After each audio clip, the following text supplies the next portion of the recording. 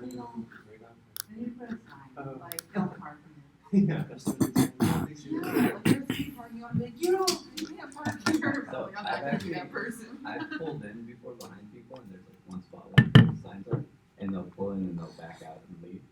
So, Well, I saw somebody that clearly was not gonna be in this building, and I really wanted to say something, but I decided not to, like, make a scene this morning, but, or be that person and just park somewhere here. I was like, oh, but it's okay. I won't be that. All right. Good morning. Let's go ahead and get started. All right. So Thursday we started MongoDB.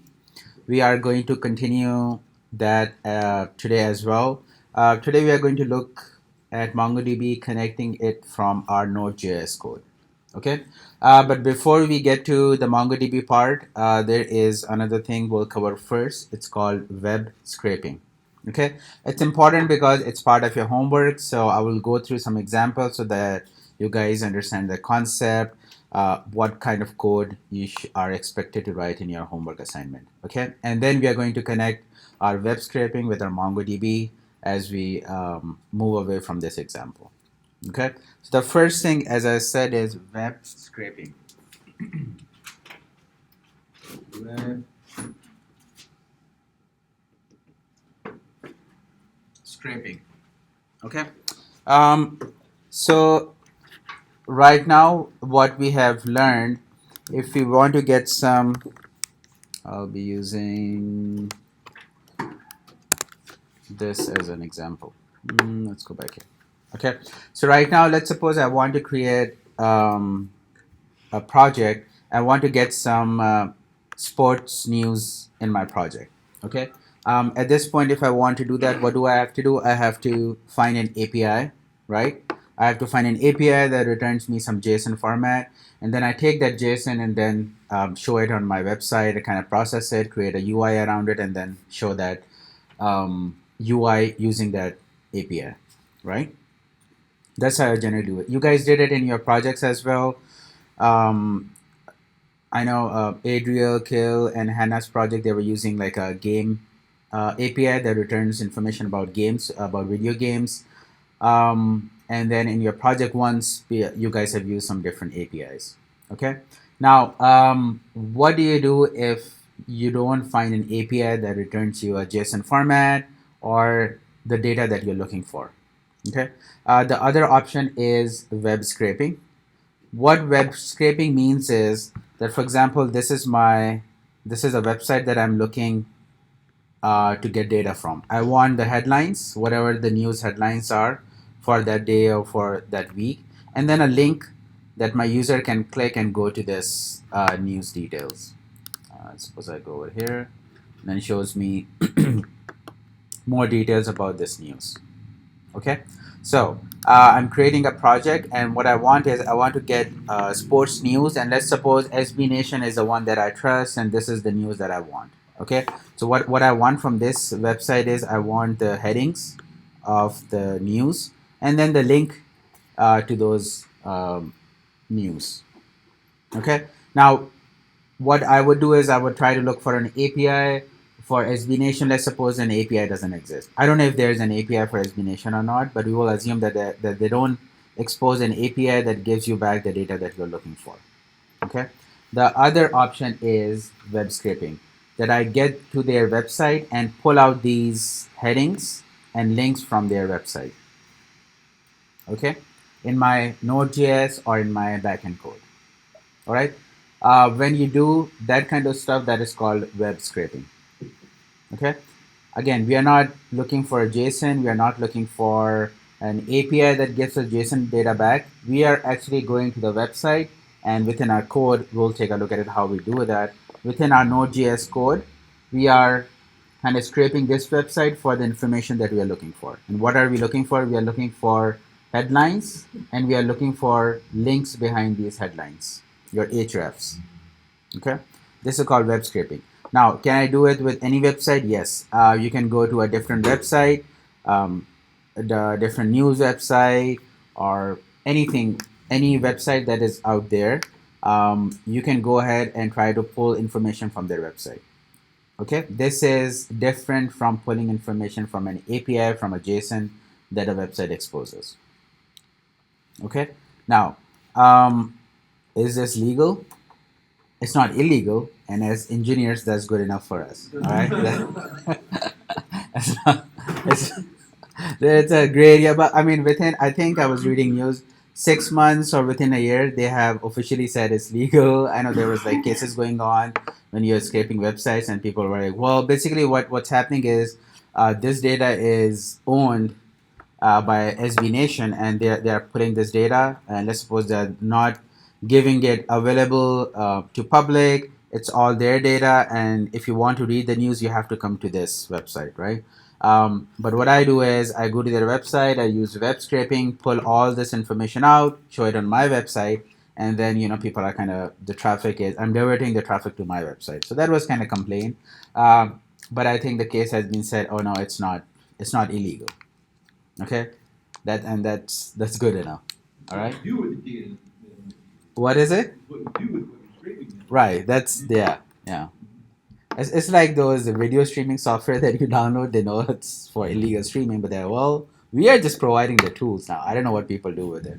So that's what it is, right? So I'm providing you the tools. You do what with it. I that's not my responsibility. Okay. All right. So now coming back to this, how do I scrape? How do I get this data in my Node.js app? Before that, couple of questions. Now, when I go to a website on my browser, for example, it's B Nation, CNN, BBC, whatever, right? What HTTP method am I using? Okay. Now, just raise your hand if you know the answer. I'm not going to put anybody on the spot. I just want to know, do people understand the question? Do you know the answer? If you think you know the answer, please raise your hand because most probably that is the correct answer. Okay. So the question is, if I go to this website over here in my browser, what HTTP method am I using? Or what HTTP method is the browser using? HTTP method. Okay. Is that clear? So we have studied 4 HTTP methods right now, right? Get, put, post, and delete. Okay. There's more. There's like 10. There's like 10 or 15, but we won't worry about that. If you go to the official HTTP method site, they have they have one called patch, options, and a few more. Okay. So, but the more important or the more commonly used are the 4, right? Get, post, put, delete. All right. They kind of correspond to our CRUD operations. All right. So when I go to my browser, when I'm going to a website, the browser is making a HTTP GET request. Okay. Right. So when you make a HTTP GET request, what are the 2 things that you can get back? You guys know what are the 2 things? Again, these are all from the previous lessons. It's not anything we have already seen that. Might be I'm phrasing the question a little bit different, but when you make a HTTP GET request, there's a possibility within our course confines and probably out there as well. There are only 2 things you can get. Michael, is that what you were saying? Right. HTML or JSON. Those are the 2 possibilities you're going to get. Now, when you go to your browser, when you type this in, what are you getting? HTML, right? So the browser makes a HTTP GET request to this website or any website, and it gets HTML back. Can I do the same thing in my code? Yeah. If I make a HTTP GET request to SB Nation in my code, in my Node.js code, am I going to get HTML back? Yeah. Because SB Nation or any website doesn't know where the request is coming from. It doesn't care. As long as there's a HTTP GET request to this website, it's going to return you a HTML. Okay? Is that clear? Right? It's true for any website, right? Any website, either they will return you HTML or they will return you JSON. In this case, it's returning you HTML. Now, what happens is, how do I know this is HTML? Because I can tell as an engineer, okay, this is coming, all of these markups and everything is coming from HTML. So this means when I do a HTTP GET request to this, it returns me an HTML. Now my browser knows how to render this. and so that's why I'm able to see these pictures, links, images, and these text over here. Okay. Just to make sure, if you go to right click and go to view page source, we can see all the HTML that is being loaded in the browser. Okay. For example, if I want to search for this heading, let's search for this one. 3 is, so if I search for this in my HTML, 3, okay, I can find this code over here. Yes. Okay. So this is the heading. So it looks like they have a H2, and this is the link over here, and this is the text or the heading that kind of renders on your page. Okay. Same with the second heading. Let's say a holiday song.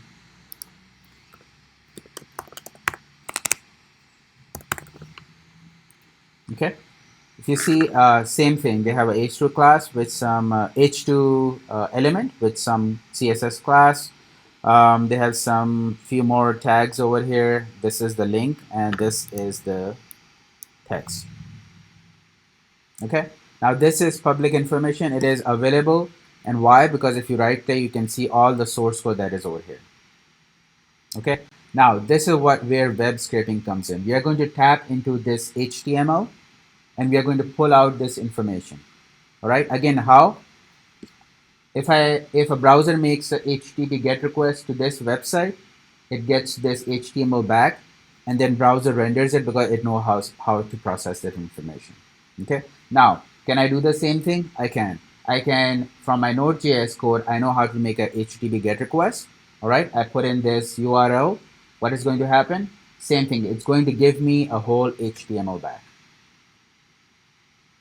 Okay. Does that make sense? Now, how do I make a GET request? We can use our Axios package, make a GET request, and get all this information back. Okay. Once we have this information, right, in my code, I'm going to get this whole HTML back. Am I able to, once I have this HTML in my code, can I pull this information out?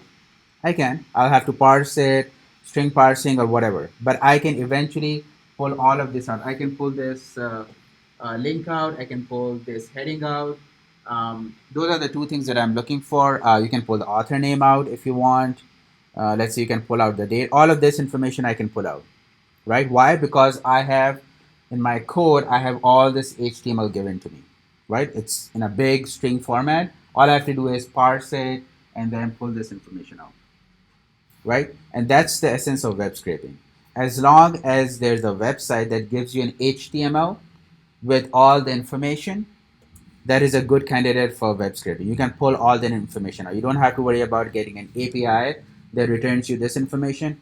Is there more processing? Yes. It's a little bit more challenging? Yes.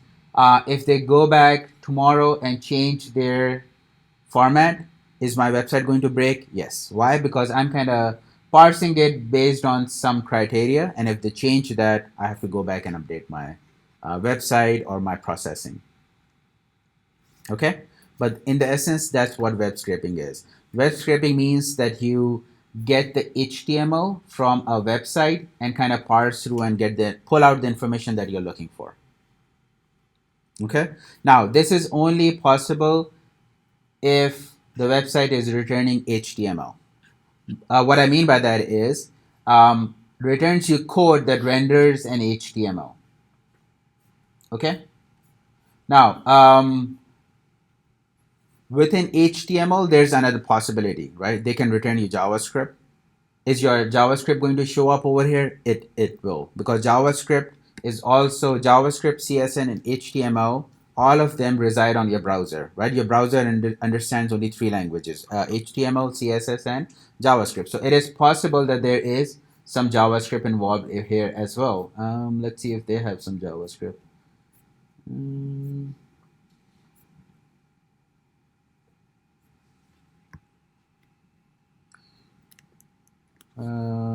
Preload, they're using this. Oh, there it is. Okay, so they have some inbuilt embedded JavaScript here as well. Okay, so that's also a possibility. So is it possible? Can I render my page like this as an HTML without actually using HTML, just using JavaScript? Okay, the question is it possible? Can I use just JavaScript to render my page something like this and not have a single HTML tag and everything? Is it possible? It is possible. Remember jQuery? What were we doing in jQuery? We were building our HTML using jQuery, right? You have those tags, you can create all that stuff, and it builds the HTML page. Now, jQuery is a library, right? It's a JavaScript library. So behind the scenes, there is JavaScript, right? So it is 100% possible that you can generate this code using jQuery or JavaScript, okay? Now, there are some websites that do that. In that case, you won't be able to do web scraping for that. Why? Because all you will get is this JavaScript code or something. Okay, you're going to get this back, and this is a code that runs as your browser runs. So it's not running any HTML, it's not returning you any HTML. This is what you will get. So those kind of websites that only return you JavaScript, that are using jQuery or JavaScript to create this HTML page. And how are they doing it? By tapping into the DOM. Remember, jQuery modifies the DOM, and that's why it's able to create all those stuff. If that's what the website is doing, then it's not possible to do web scraping on that website. Okay. A good thing is what we can do is, if you go to your settings on your Chrome browser, there's a setting for JavaScript.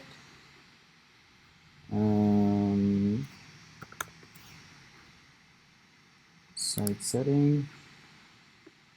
There's a tag over here. There's a setting for JavaScript. So if you turn this off and say that I'm not going to allow any JavaScript to render on my page, and then go back to your web page and refresh it, if it still loads up, this means that it's all of this information is in the HTML.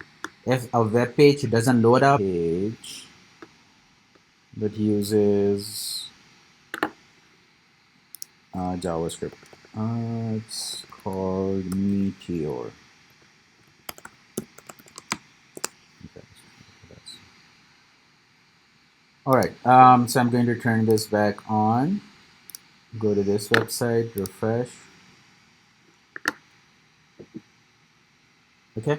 So this is one of the examples. I mean, we're not going to scrape this website, but just to enforce what I was saying, that this is a website. I mean, you cannot tell, but if you go to your settings, JavaScript, and you disable your JavaScript, and then you go back to this website, meteor.com, refresh it, you will see it doesn't load anything. Why? Because they are using JavaScript, jQuery, or React, or whatever they're using, but they're building their whole website not using HTML, right? They are doing it on the fly. They're using JavaScript. They're heavily dependent on JavaScript to render their website. Okay, so this website, you won't be able to web scrape because there's no HTML behind the scene. If you look at the view source, there's actually no HTML. It's just all JavaScript. Okay, so before you start scraping a website, a good thing is go to your Chrome settings. Make sure that website, and what you can do is go to settings, search for JavaScript.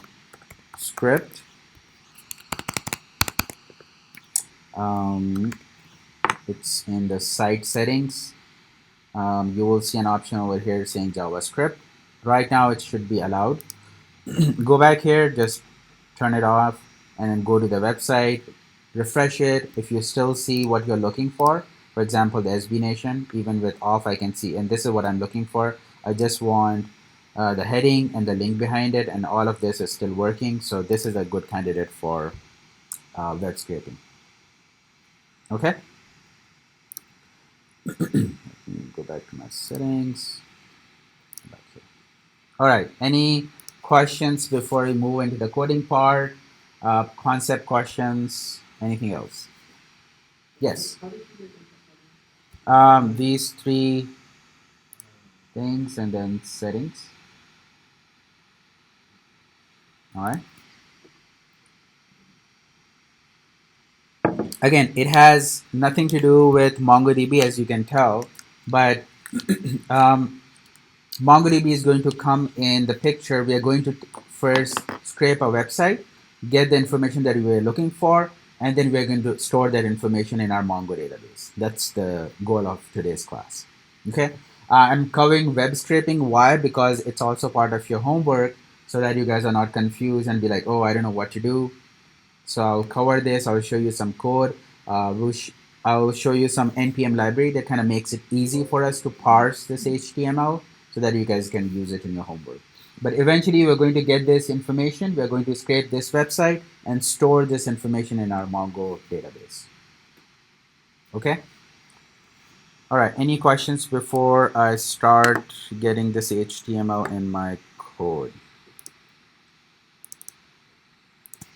Everybody good? Understand?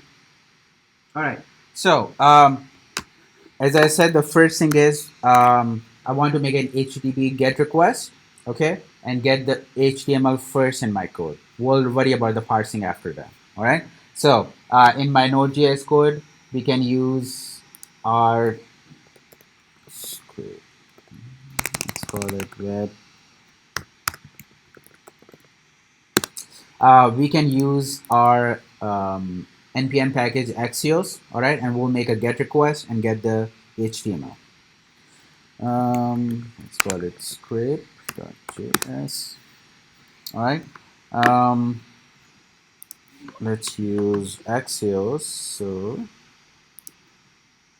say const Axios is equal to require Axios. Okay, and then simply Axios dot get. Okay, the first argument is going to be my URL, so we can go ahead and copy this. https sbnation.com, and the second argument is going to be your callback function or the then function. Okay, and then function can give you back the response. Let's call it response. Okay, go ahead and put this in different lines. All right, so let's go ahead and console log this response to make sure. I think it's going to be response.data. We'll console log this and make sure this is running. Okay, let's go ahead and install Axios. npm I Axios. Nope. Okay. Axios.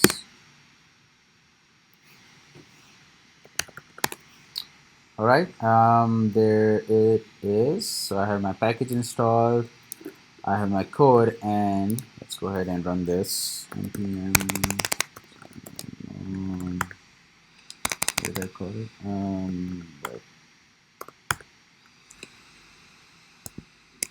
I called it script. Should have called it server.js. I'll change it back. All right, so there you go. You see that? So let's go back and see. Here's my, well, it kind of truncated it, but it started. Okay, I ran my code and I'm getting all the HTML back from that website. Okay, let me post this so that you guys can see that. Okay, simple thing, HTTP GET, same thing. Again, why does it work? Because it's the same thing. This website, whatever their server is, it cannot recognize if the request is coming from the browser, or it's not really looking for if the request is coming from a browser or a Node.js code. It doesn't care. All it knows is that there was a GET request made on this URL, on this route, and I'm going to send my the HTML back. That's all this does. Okay? Any questions? Okay, so we simply use Axios, made a call. Oh, there's a call, and then got our data back. Okay, in this case it returns an HTML, so I'm getting all the HTML back over here. Now, the next step is, since I have this HTML, I want to go ahead and parse this and get the information that I'm looking for. Okay. Now, if this was front-end code, right? What we would use jQuery to kind of parse through it, right? Does everybody understand? You can use jQuery, you can use $find method, children method, kind of manipulate the DOM and get all this information back, right? But since this is Node.js, there's no jQuery in Node.js, okay? So, but there is a package called Cheerio. Cheerio npm.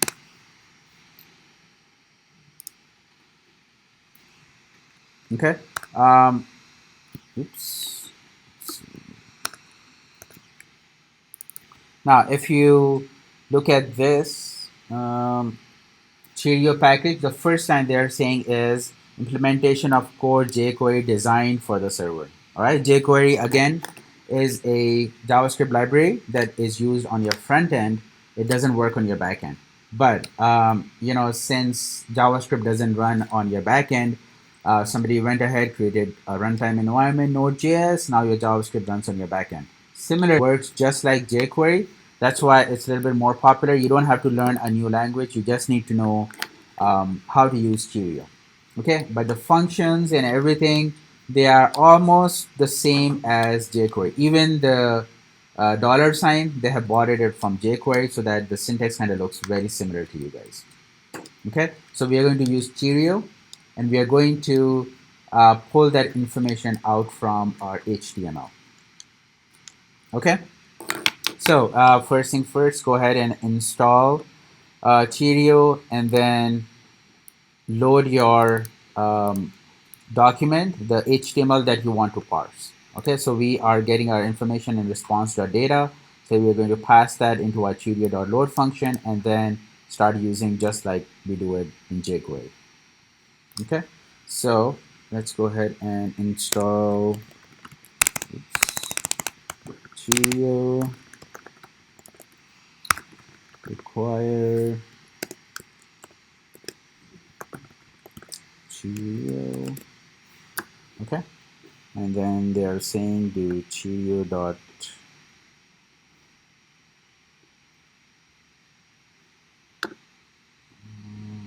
where is it? Okay, come on. There we go. Okay. Let's see. So $Cheerio.load. So this is where we will have our data. So we will say const dollar is equal to Cheerio.load function.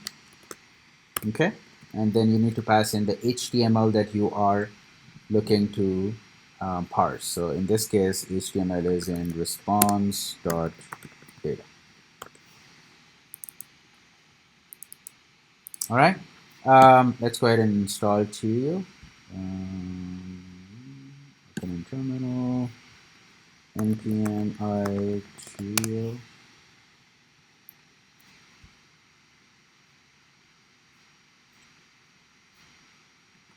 All right. Meanwhile, that's installing. Let's look at their documentation, look at their functions.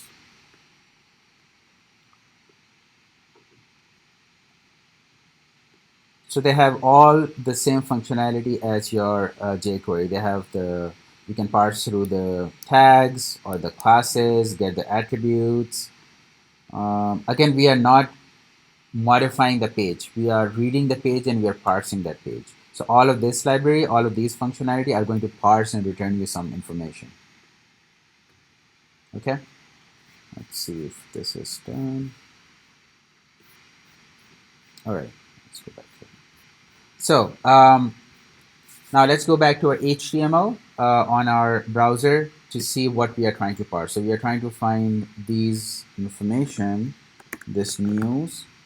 Okay, now how do I start parsing is, let's suppose I'm trying to parse this information, right? All these news headlines. So if you look at over here, it looks like it's following the same format. right? They're kind of nicely aligned and all that stuff. So it's probably following the same classes, same CSS classes.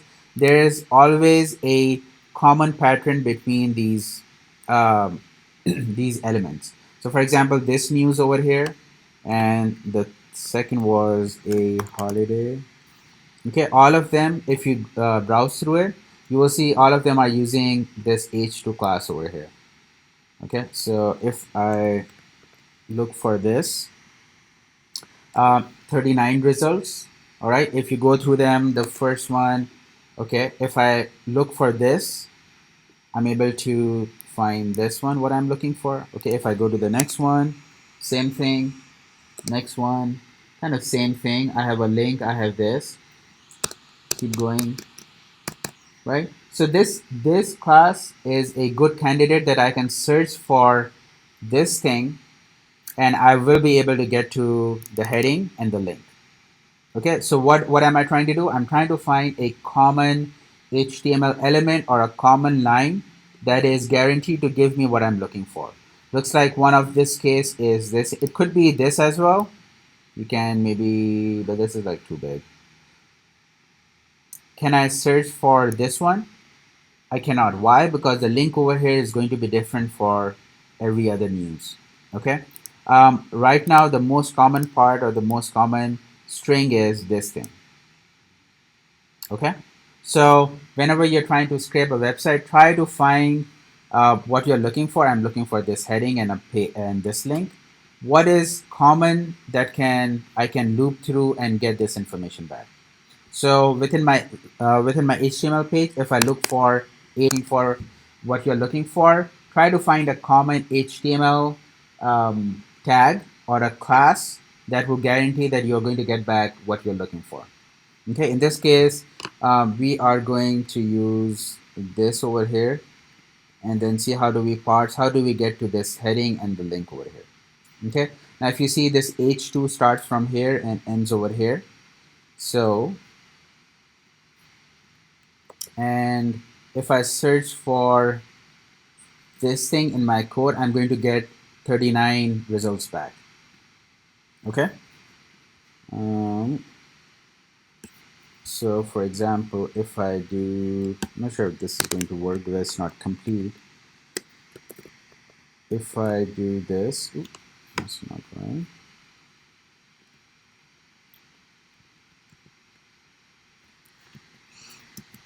If I want to look for HTML tag h2, okay, and then within h2 there should be a class called C entry title. If I do h2 dot h2 dot the class name, okay. I think there's a function called length. Let's try and see what comes back.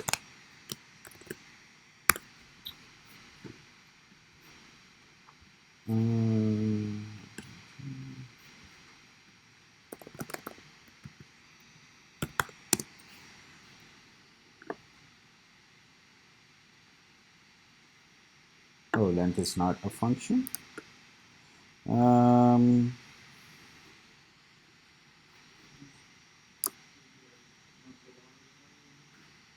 Console login. Well, I was trying to get that number. Let me comment this. Dot find dot length. Dot find dot length.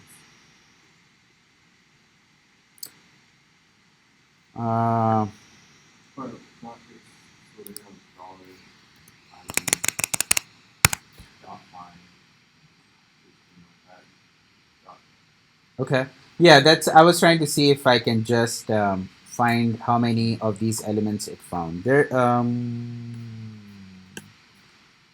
It might be dollar dot.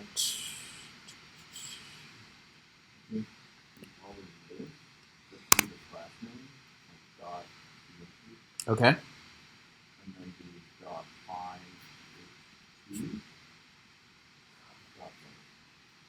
Well, so what's that going to do is what Chris is saying, if I do this thing, okay, so this is looking for a CSS class, and then I do dot find, right, and then I look for h2, right. So what this is, what is it? Well, it's not more for CSS. What's happening is it's saying that, oh, this is the parent CSS, and within that, look for a h2 tag.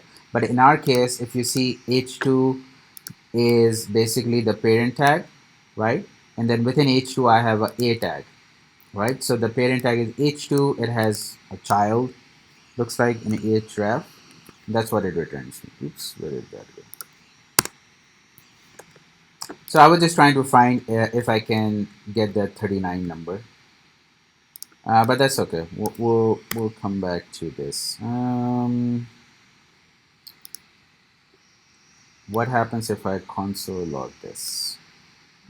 Let's store this in a variable. Let's call it a element. Okay, and console log this element. Okay, and there it is. Let's say element dot length. Maybe this will work.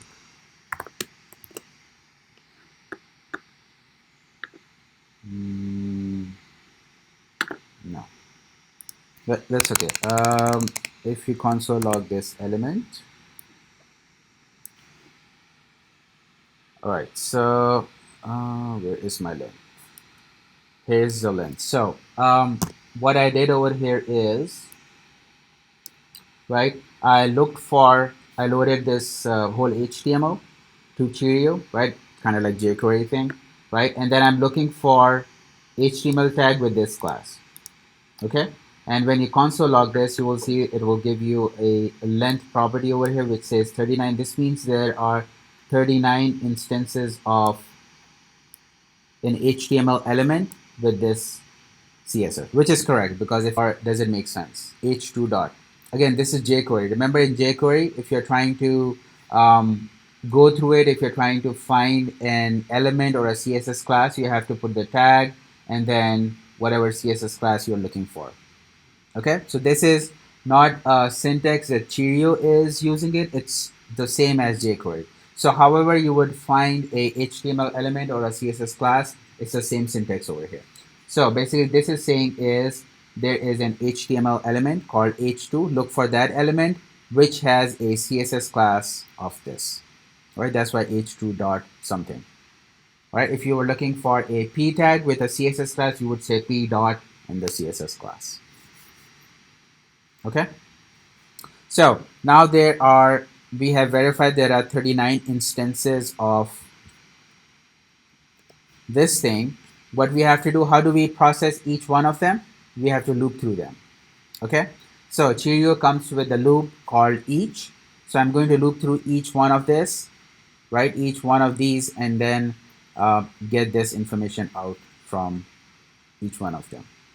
Okay, so how do I loop through this? It is the each function. So I'm going to say element dot each, okay, and each returns the argument that each is expecting. It's an asynchronous function, so it expects a callback function with two arguments. The first is going to give you the index number, and the second will give you the actual element.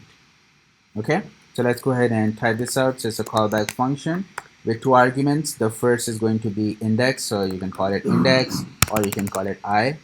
All right, the second is going to be the actual element. Let's change this name so that it's variable names. What should I call this? Any ideas? Let's call it what? Well, it's not the article title. It's an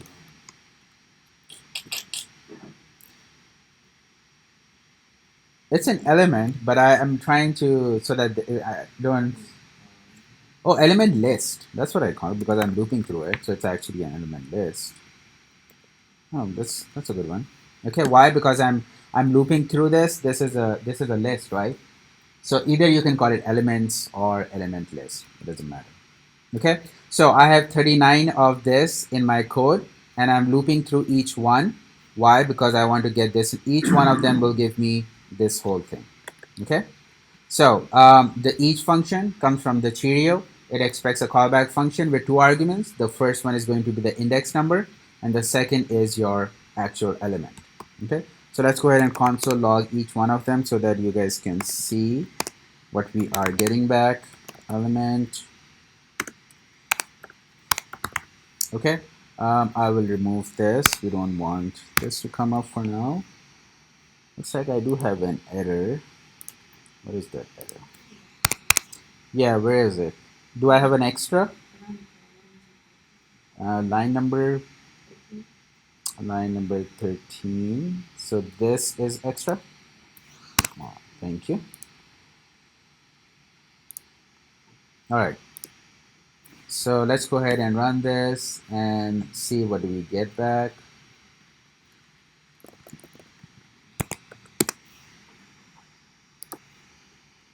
Okay, so I'm getting all the elements back. Let's go back up and see how many of those are. Kind of truncates it. But this, I'm getting the elements. Oh, there it is. So 29, 30. So should be 39 elements back with the indexes. Okay. Now, if you look at through this, it's basically a JSON object or a JavaScript object which has tag h2. What else is there? Looks like a children. That's what we're going to tap into. Parent tag is div. This means this h2 it belongs to a div somewhere on the top. Okay. Let's go back here. So this is how we are going to loop through it. Now, what are we looking for this? We are looking for heading. Okay. So this is part of h2 text, right? This is my h2 class. Within that, there's an a tag. And then this thing is actually the text property. Okay.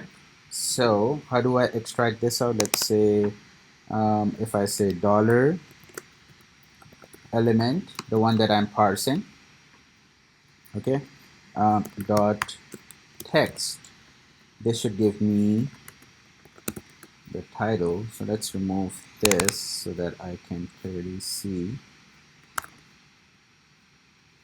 what am I getting back. Let's go ahead and console log our title. Okay, and let's go back here. Where is it? Do I still have a console log somewhere? Oh, because I'm. Let's go back here. Okay. So you see, I'm getting all the headings back now. These are the headings that are part of the h2 tag. What I did was I'm looping through the list of elements which belong to my h2 and this CSS. Okay. Within each one of them, I use the text function. And why did I use a text function? If you look at the code over here, this is the text between your h2. So when you do a h2.text, it should return you whatever this heading is. Okay, but I still want this link, and this link is inside the a tag. Okay, and a is a child of h2. Okay, so if you go to the documentation for Cheerio, you can get the children that belongs to this element as well. So the function is called children. So if I do element, which is my h2 dot children, okay, let's do dot length. What should be, how many children does the h2 tag has? Just one, right? h2 starts from here, ends over here, and within that there's only one child, which is a tag. So this length, if you run this code, it should give you back like 1.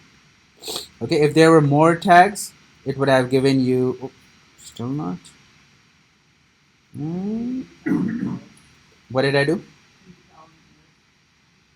Oh, no. So I am within each element. So this is my one single element. So I'm trying to parse this element now. Okay, within this element, it has a children. It should give you 1 back. I think it's not the length property. It might be a different one. Let's see. Children. Oh, it's not a function. It's a property. That's what's giving you error. So let's go ahead and fix it. It's not a function. It's a length property.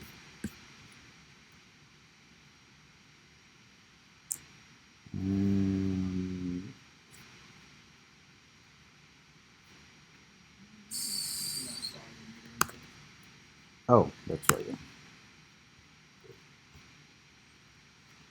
Let's call this let children's is equal to, or let's call it number of children, num of children, and console log num of children. Okay, I'm going to comment this out so that we can just see the number. All right, so number of children is 1. Why do I see many? Because it's looping through it.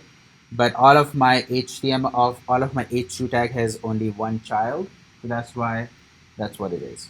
Okay, so how do I get this a out? I can remove this, just say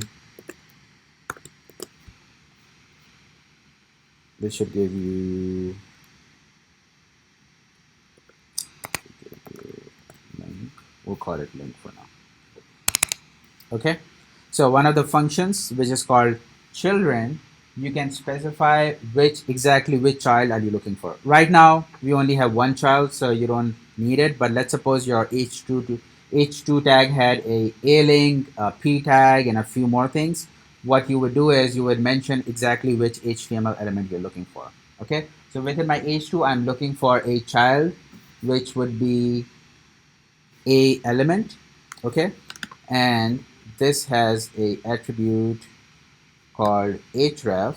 So I'm going to say dot attr href. Okay, what is this going to give me? This is going to give me this link over here. So I'm going to say console log this link, and this should give you the URLs for each one of them. Okay, so let's go ahead and undo console log here so that you can see the title, and then kind of doesn't look nice, but it gives us, so there's the title, and then after the title is the link over here. Okay, so these were the 2 things that we were looking for from our web scraping. Okay, now what can you do with it? We are going to look at a few more examples. We are going to take this. We already have the information. We have scraped the website. We have the information. We can now put this in our Mongo JS code, and we'll take a look at it in a bit. But it gives me the title. It gives me a link. You can put this in let's put them in an array. If I say let results is an array, and then push this to my, let's say results dot push. Okay, and then let's make an array of objects.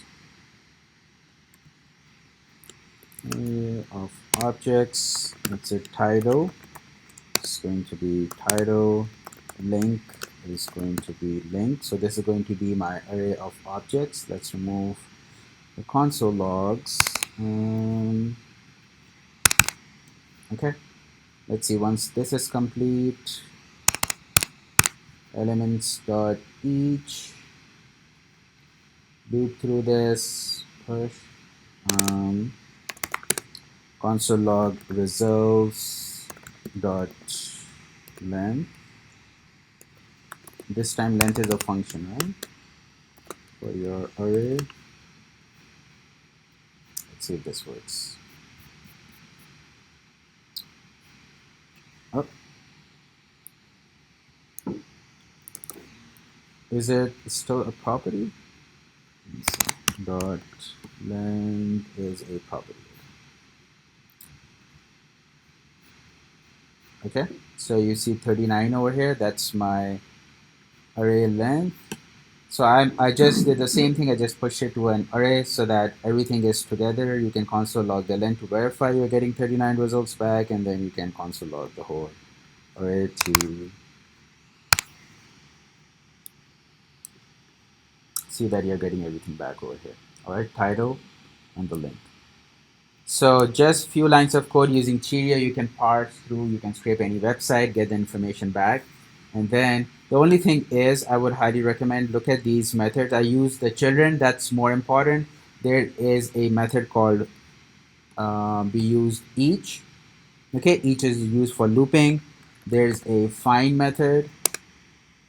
Okay, find kind of does the same thing. It will go ahead and find a particular HTML tag or a class as well. Okay, it's going to go through the code and look within it. Okay, we looked at the children. There's a parent one also. If what does the children method do? It gives you all the children for that HTML tag. Okay, parent is going to go one level up and give you the parent that that HTML belongs to. Okay, so children, find, each, parent. I think those are more important methods. I think those would be more widely used, especially in your homework as well. You don't have to worry about the filters. Not, yeah, those are okay. But those are the four more important ones. Let me close this. It's more visible. All right. Any questions? Okay. So let's do this. Let's do a look at exercise number 6. Okay. Now exercise number 6 already has a solution. Solution as in it should be working for a news website called New York Times. Okay. Go ahead, run that code, look at the code and see what methods it is using.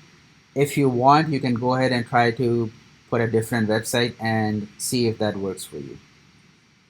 Let me go back and open this. So this is exercise number 6 in your unsolved folder. If you look at the code over here, they're using the same two libraries, but this time the website is a little bit different.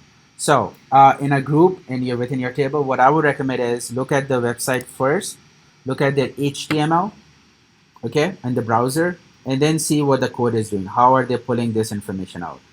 Okay, look at this method again, look at the documentation, see how this is being used and why this is returning what it is returning. Look at the find method, okay. Just these two lines, you should be able to get all the headlines from your from the New York Times website. Okay, start with this one, look at the HTML, parse through it the way I did it, find the headings, and then see what HTML elements they are using in the code. Once you're done with this, you are most welcome to put in a different website over here. See if you can parse that using the same methods. Okay, we'll look at this and then we'll jump back to our Mongo discussion. And then towards the end of the class, we will take this information and store it in our Mongo.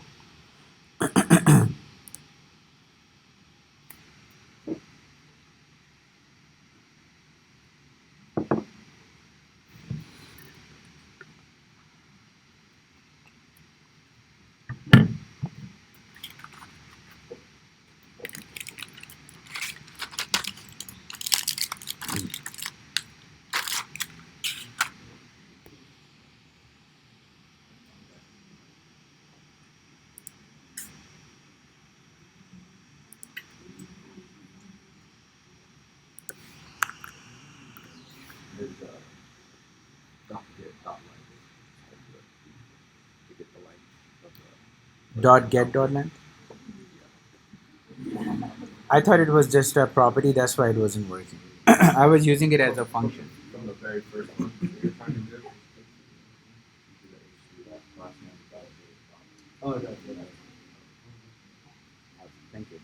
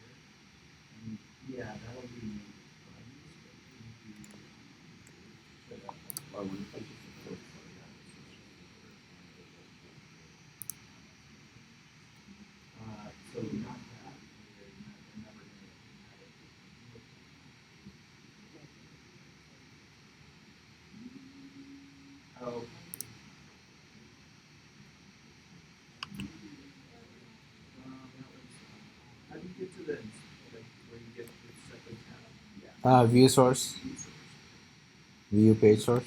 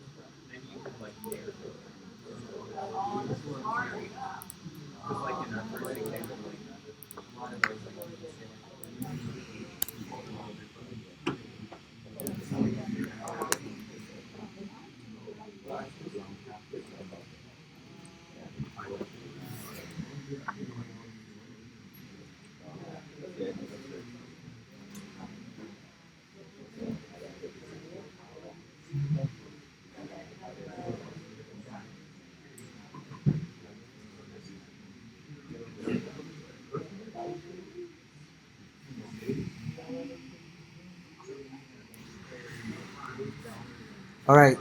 So a few things before we move on. If you look how I I looked through it, I was looking at the code and you can see that they are looking for a article, right? And this tells me this is a HTML tag, right?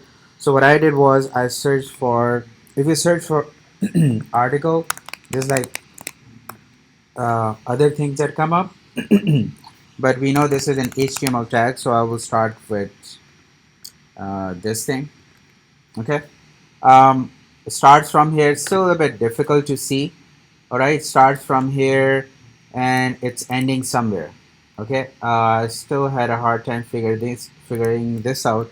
So what I did was I searched for a end tag instead. All right, this is my end tag for article.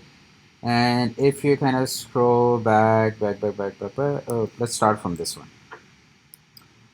This one, and where is my? It's somewhere here. Okay, so this is one complete article tag. It starts from here and ends over here because of the slash article, right? Again, this is still a little bit hard to do. What I did was I copied this, created a quick HTML file and pasted my code over there, formatted, and this looks a little bit nicer and kind of easier to parse through. Okay, this is just a test HTML. I pasted that code so I can format it and actually see what's going on. So if you were trying to pull this out, I know the code uses dot text, kind of seems like it's working. But for me, more intuitive option would be that I use the find method and find a p tag and then pull the text out, because that makes more sense to me, because over here there's only one p tag, which is this one, and the text for this p tag should give me this thing back, right? So that's what I changed the code to. I said find the HTML tag p and get the text out of it. The next one works because it's saying look for a, which is your link tag, and pull the href out of it, and that's how you get the link code here. Okay, let me close this up. So this is just a different site. Again, I think in your homework, you can use any news website. You can work with the TS to see if this one is allowed or not. I'm not sure. but you can work with them when you're on your homework. Okay. Any question? Does this give you a basic idea how you would go through it? Usually, again, the more important functions within Cheerio are each, children, parent, find. Those are probably the more important ones that you're going to be using a lot more. Okay. All right. So let's pause this and we will switch back to our Mongo activity. All right. So go ahead and start up your Mongo services. If you stop them on Tuesday, on Thursday for some reason, if not, this should still be working. So we will start with activity number 7. Quickly go over it. Okay. In this one, you're going to create a database, a collection, and insert some data. Okay. So you're going to create a zoo database, create a collection for animals, and insert these animals. The example is also at the bottom. So go ahead, create a database, create a collection, and then go ahead and insert few of the entries. Okay, few doc. Um, let's go back. I think I stopped my MongoDB. So services list. Okay, so stop. Brew services start MongoDB dash community. Okay, brew services list. Okay. So I have my Mongo running. Mongo.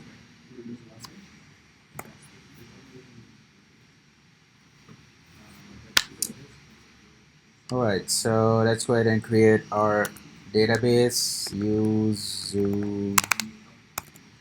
ZooDB. Okay. And then let's go ahead and insert into our collection. So db.animals.insert. All right, this is going to be an object.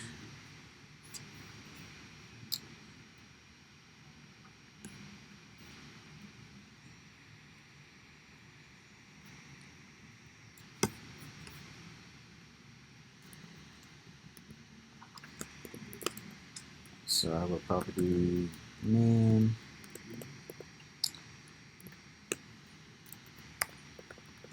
And second property is number legs.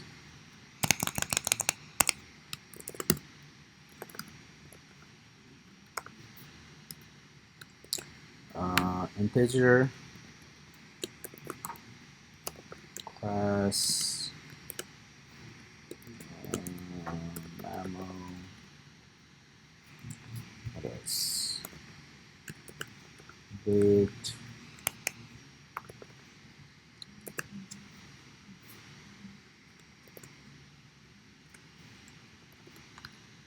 Before.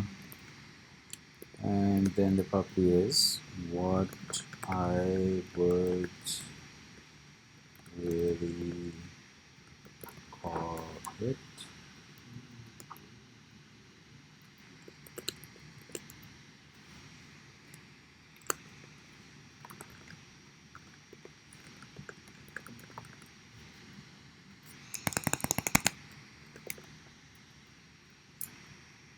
A lot of opportunity for typos. Let's see, db.animals.insert. All right. Okay. db.animals.find. Pretty. All right. Looks good. Okay, so insert a few more, and then we will go on to our next activity. Let's see.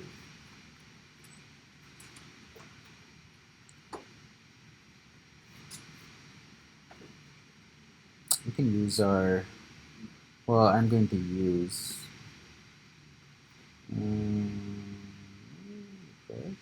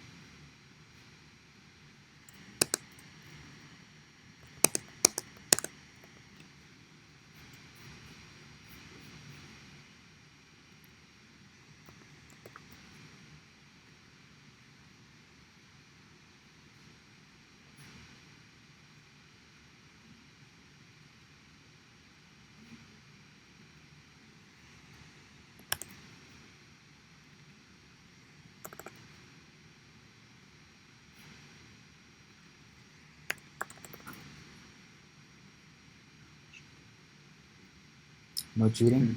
Yeah, please don't look at my screen. Only I can do this. You guys have to manually type everything.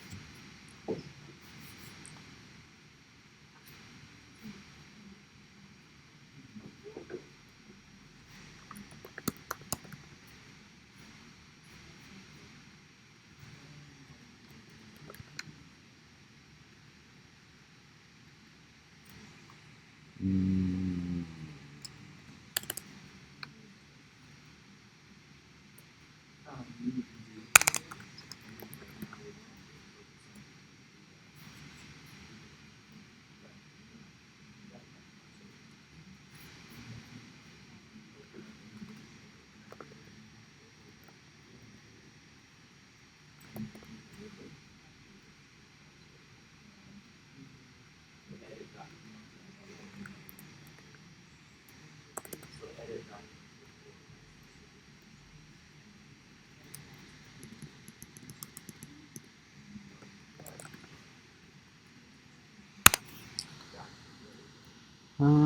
Let's see if this works.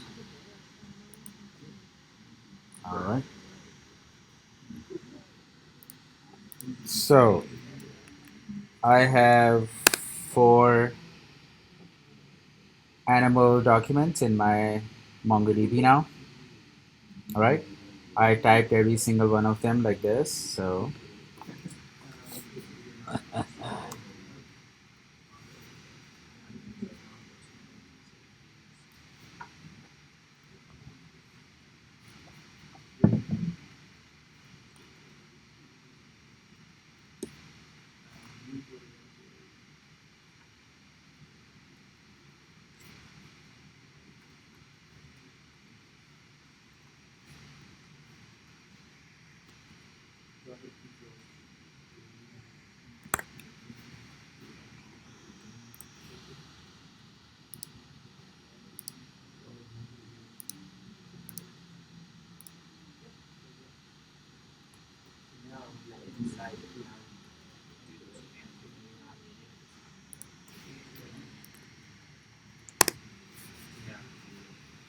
all right.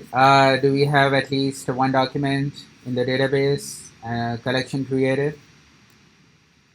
Okay.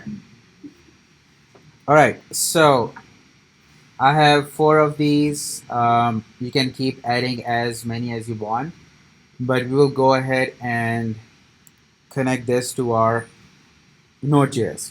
Before I do that, there is a sort method that I want you guys to learn as well. So sort method is on the find. Okay, you can sort your documents ascending or descending, just like your SQL. Okay, let's suppose I want to sort this collection based on the name. The function is same at the bottom. If you see, it's, let me bring this to the top of the screen. Okay, this is animals.find.sort. Okay, we'll add .pretty at the end so that we don't forget. Okay, but this is not complete. You want to specify what you are trying to sort by. Okay, which field you are trying to sort.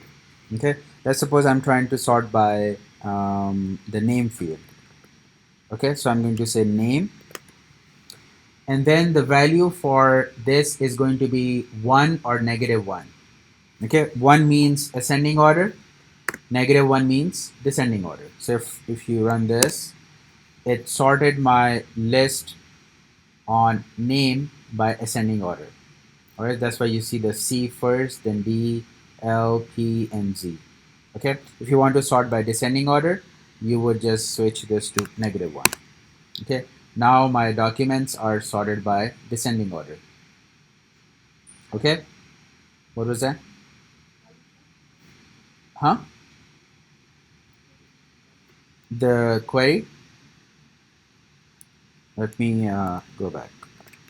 So the query is find, still says the same, and then the function is called sort. And as any other functions in MongoDB, sort also takes an object, and the object is going to be the field name that you're trying to sort, and then what are you trying to sort by. So 1 means ascending order, -1 means descending order. You can pick any other field as well. You can sort by ID.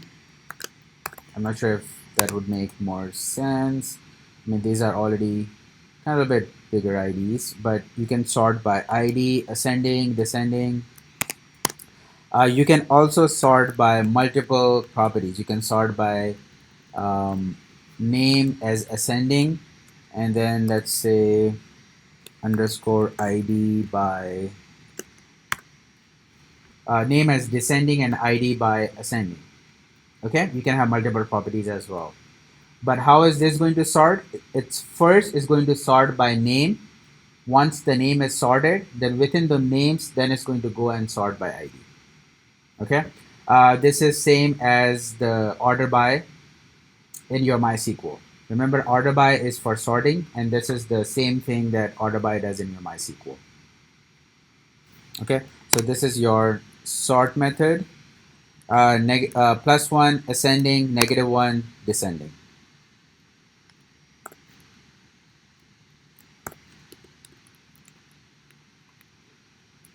Okay. Any questions on the sort? Pretty straightforward. But remember, it goes with your find method. There's no sort separately. It has to be the collection name dot find and then dot sort. Okay. All right. So let's look at how do we bring this in our Node.js app. Now there is a npm package. Still kind of cool, the npm, notorious bug mafia. All right, so the npm package, search for a package mongo.js. Now I'm not going to go through this. I will give you the code. I want you guys to look at the documentation and make sure this works.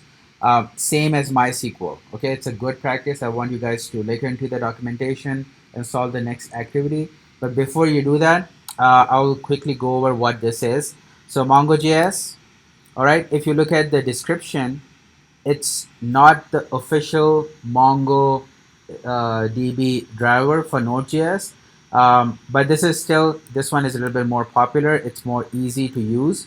If you're looking for the actual one, it is mentioned in your description. So if you go over here, this is the actual one, and it's called MongoDB. So if you search for MongoDB on your npm, oops, not nom,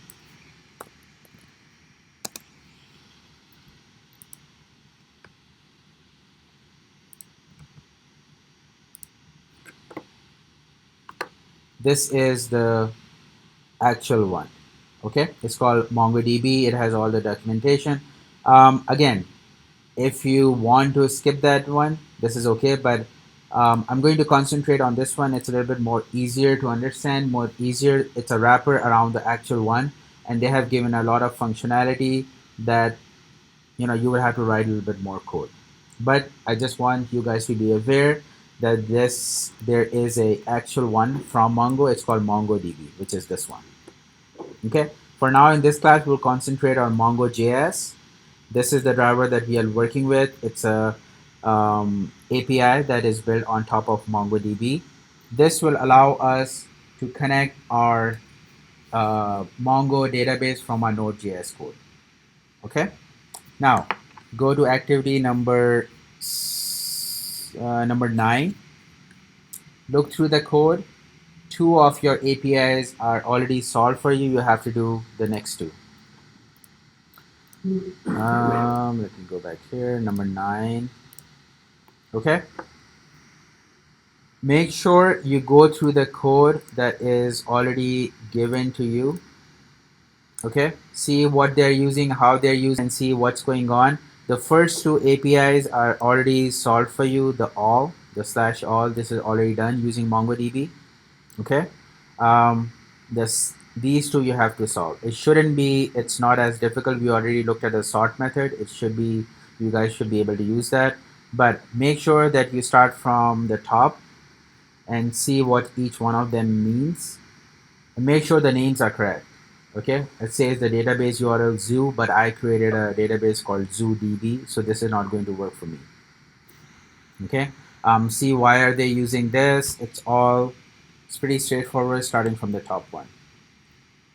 Okay, start on this activity. Look at the code for the first API that is already done. Run this code, install everything, look at how this one is done, and then complete the next 2. All right, so we are using MongoDB from our Node.js app now.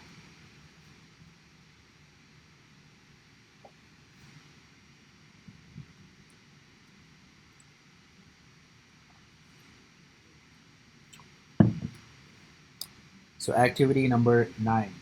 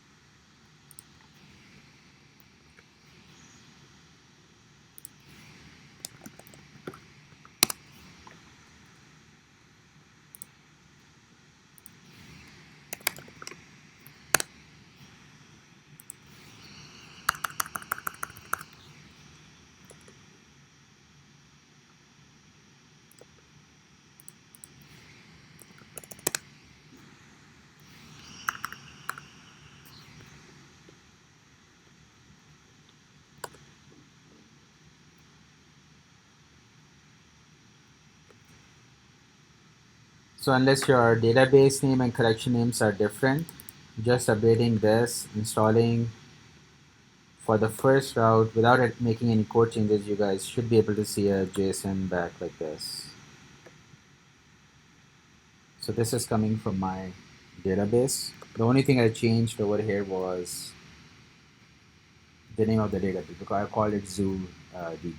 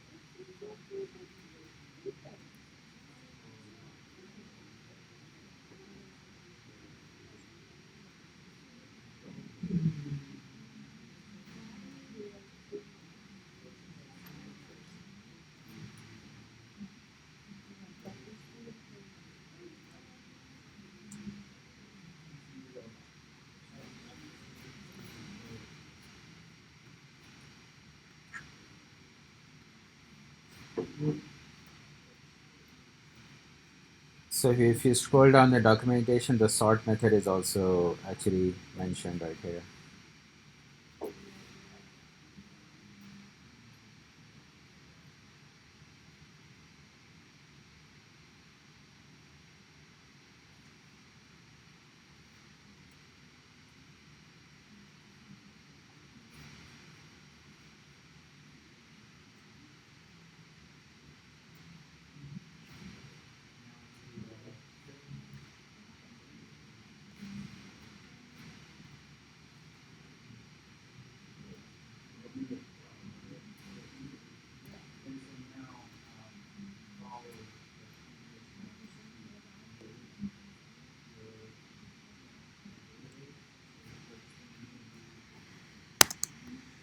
So we create a route, name, app dot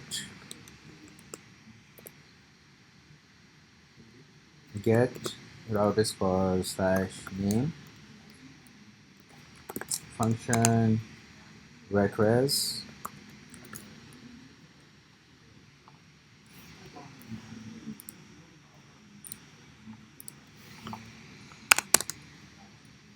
And we are trying to sort this one. So db.animals.find, db.animals.find, and then dot sort,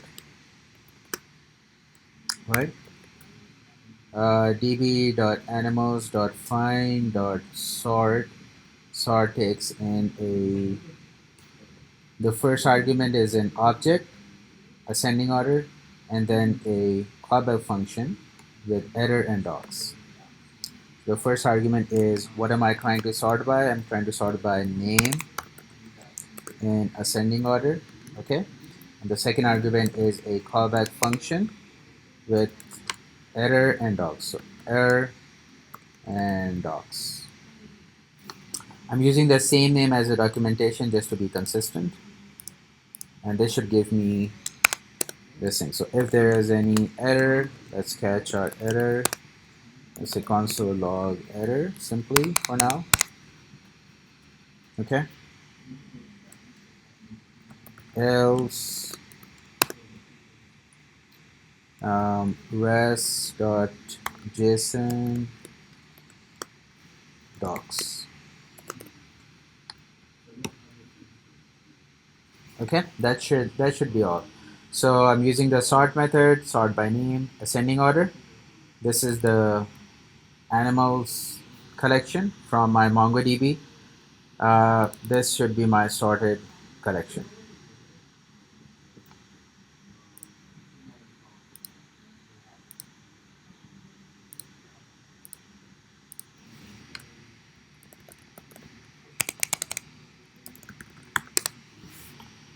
So if I go back to the browser, /all gives me all every document from the collection. /name should give me sorted list on the name. So that's why I see the C first, then D, L, P, Z. Okay. The second one, the weight one is going to be same method sort. Instead of name, we're going to sort by weight, and we have to sort by descending order, so it's going to be -1. I'm going to leave that right now for you guys to solve. Just quickly over, starting from the top, we are importing the Mongo.js, okay? What is this going on? If you look at the documentation, that's the first thing that they're saying, that if you want to use this, there is a function called Mongo.js which takes in 2 arguments. The first is going to be the connection string, and the second is an array of collections. Okay. From the first line, if you want to use a local database, that's what we are doing. You can just mention the database name. Okay, no URL, nothing. So that's what we are doing. If I mention ZooDB, Mongo.js package already knows that if just the database is mentioned, I have to look into the local database. Okay, collection is going to be an array, so that's what it is. I only have one collection, so that's why we have just one collection over here. If there were more than one, you would put in the second collection here. Okay. Going back over here. So this is interesting. If it's on a different, if it's not localhost, if it's on a different server, it has to be the URL and the database name. Okay. Remember this. This will be helpful when you deploy to your Heroku and you're trying to use the mlab URL in your code. You will have to use either this or this. Okay. So look at the Heroku documentation, look at the configuration string that they give you, and that's what you have to put it over here. You cannot use this. This is only applicable for your local database. If you just pass in a database name, Mongo.js is going to look into your local database. Okay. All right. So these are all the options over here. Depending on your use case, there might be a username, password. You'll have to use one of these. Okay. Everything else is the same as what we have seen. Find. We'll look at some insert. update, delete, all of them are provided.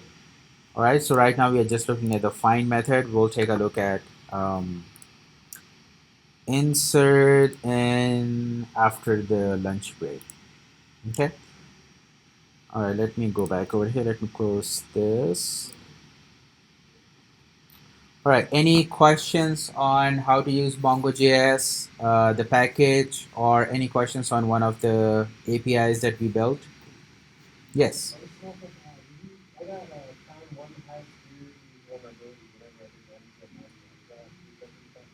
It's okay. I mean, we can't do anything about it unless they go ahead and update it. But we don't have any production code or anything running, so it should be okay. Usually, if it happens in production, if you have something running, what you would do is you would switch back the version which doesn't have any issues. You can go to the documentation, and the reason is it's showing us because if you look at your package JSON, it is saying get me the updated version that is more than 2.6.0. Right? So there might be a version that they're using which has that vulnerability. What you can do is either you can switch back that version, remove it, and just use the one that doesn't have any issues with it. For now, it's okay.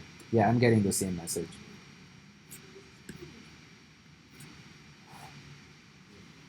Okay.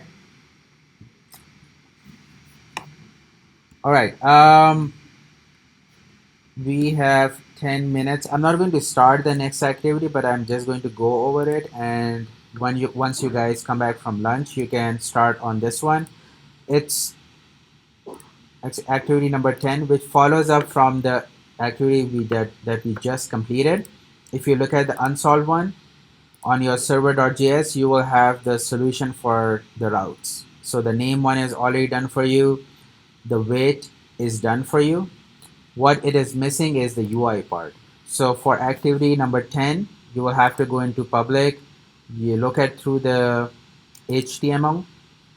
The JavaScript is the one that you have to complete this. Okay, you're going to use jQuery and kind of create a table which shows all the results from your backend, which is your APIs over here. Okay, for activity number 10, you don't have to modify anything on your backend, which means you don't have to work with any of the APIs. The work is in your app.js file. Okay, all the instructions are there. You're going to use jQuery and you're going to create a table with all the animals that are in your database. That's the goal for activity number 10. Okay, no changes on your backend. This is already solved.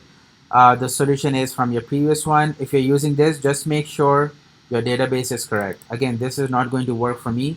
Why? Because I called it ZooDB. So make sure these are correct. That should be the only change.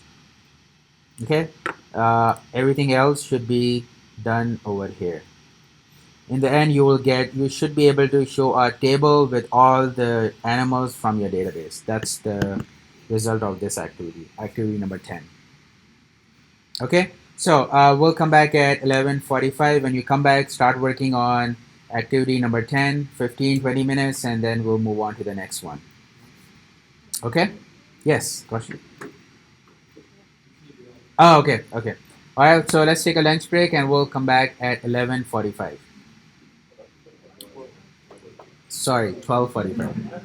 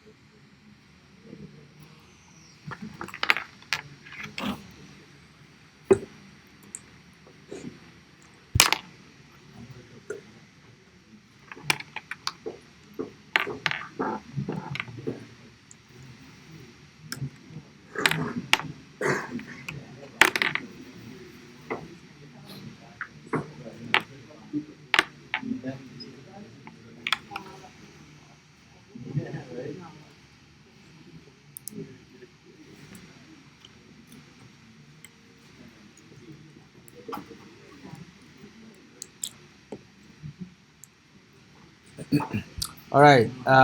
So we are working on activity number 10. Yeah, activity number 10. The unsolved one, if you run this, it should come up to this page, right? So you have to modify again, as I said, the server code is already there. Your APIs are already built. You just need to use jQuery and then get this page working. It should display all the data that you have in your database. And then these two buttons should be calling your sort APIs, sort by weight and sort by name. Okay, so in your app.js, that's where all the changes are going to go. Reference your jQuery knowledge, and you just have to create a table which should show all this information. Instructions are pretty clear. Go through it. The first call is already done for you, the slash all. You'll have to do the slash name and the slash weight.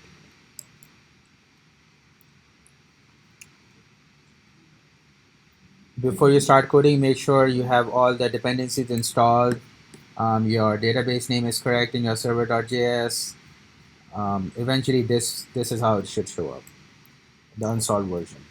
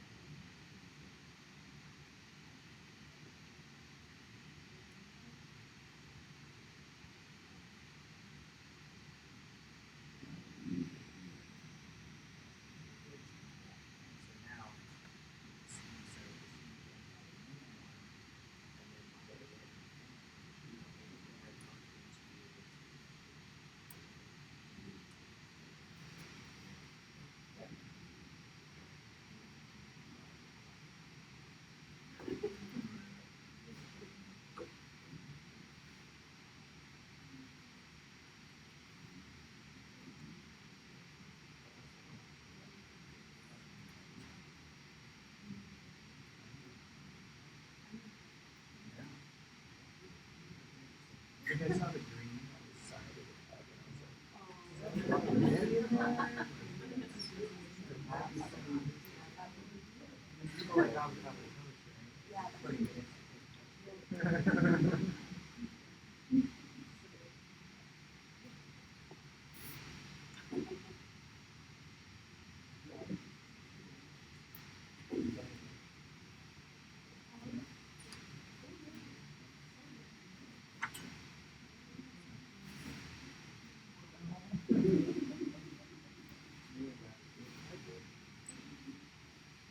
Also, oh, right.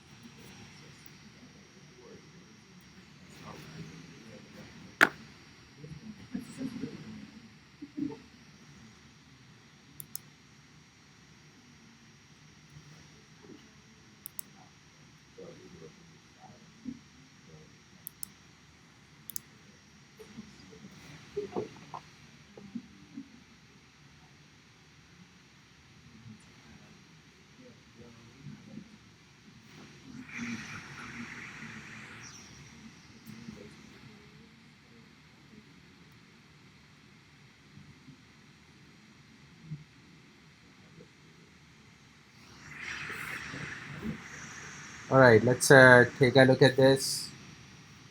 So you should already be getting some results back. Your API call from your front end, the Ajax call, is completed on 25, at least for the initial one. But this function over here, display results, that's the one that needs to be completed.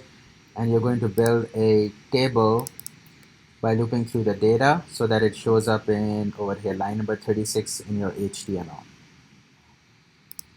Okay, so let's first access our T body. That's where all the results are going to go. So let's say T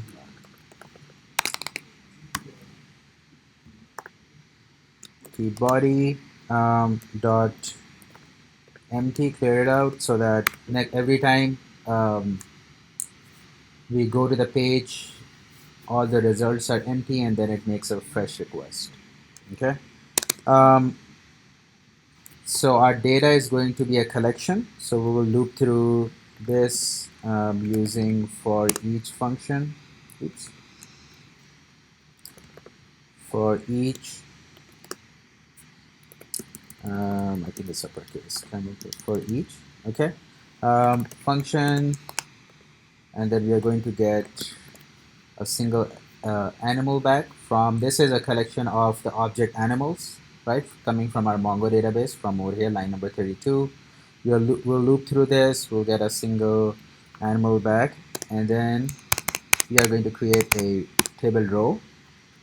So let's go ahead and create a table row and then append this to our table. We create a table row. Okay. Um, I'll use the append method from jQuery and append each of these in. I won't use t-header because t-header is already there, so we don't need it. We just need a new table row with a lot of TDs. 1, 2, 3, 4, 5 TDs. Okay. Let's go ahead and create the first one. TD. Okay. And this is going to have td.text. This is going to be animal.name. Okay. Similarly, we'll create um,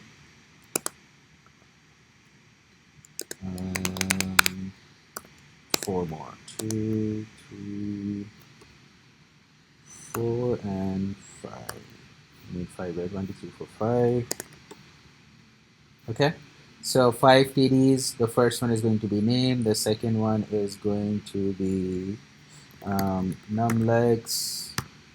Then we had class, weight, and then what I would really call it. Okay, so this should create a table row, and then in the end we will just append this to our t body tag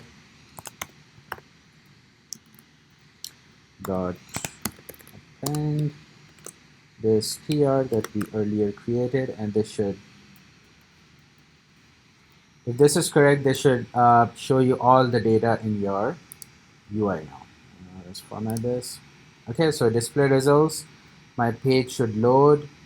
The first thing it should do is call lines number 38 because this is a JSON call, calls the /all. This should give me all the data from my Mongo database. And then it should call this function over here. This will be a collection of animals. So we are looping through the collection.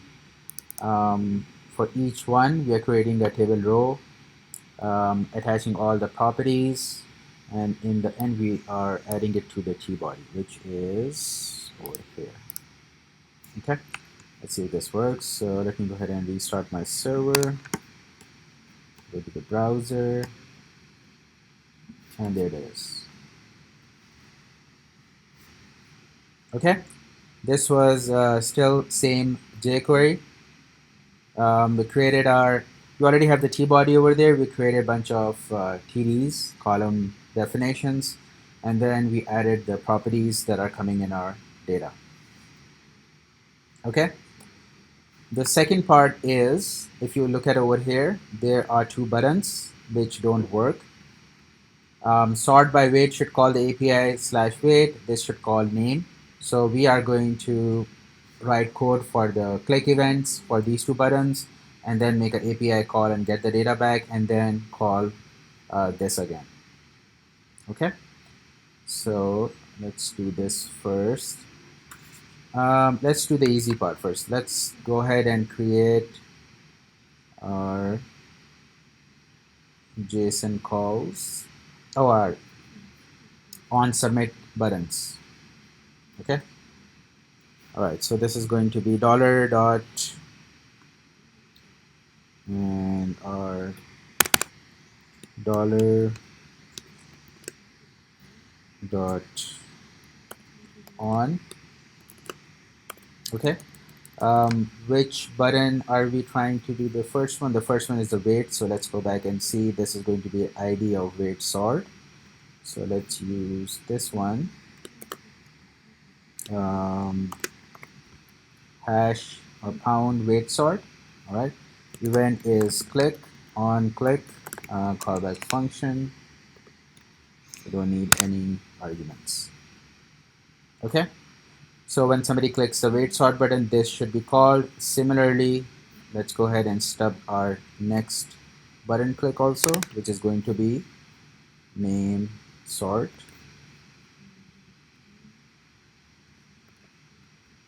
Okay. So when these are clicked, we want to make a JSON call now to our APIs that we created, /wait and /name, and then exactly do the same thing over here. Okay.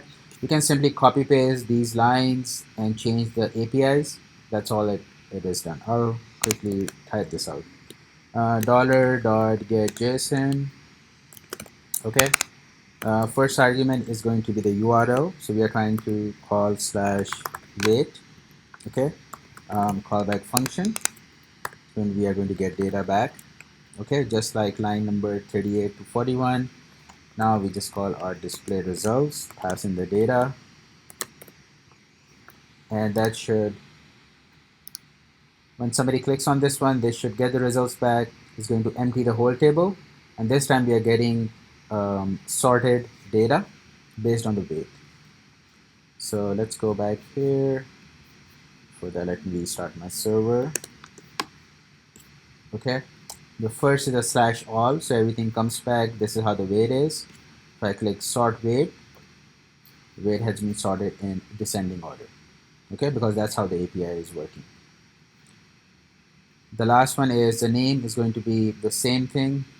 This time I'll just copy paste this. Instead of wait, I am calling my name API. Okay.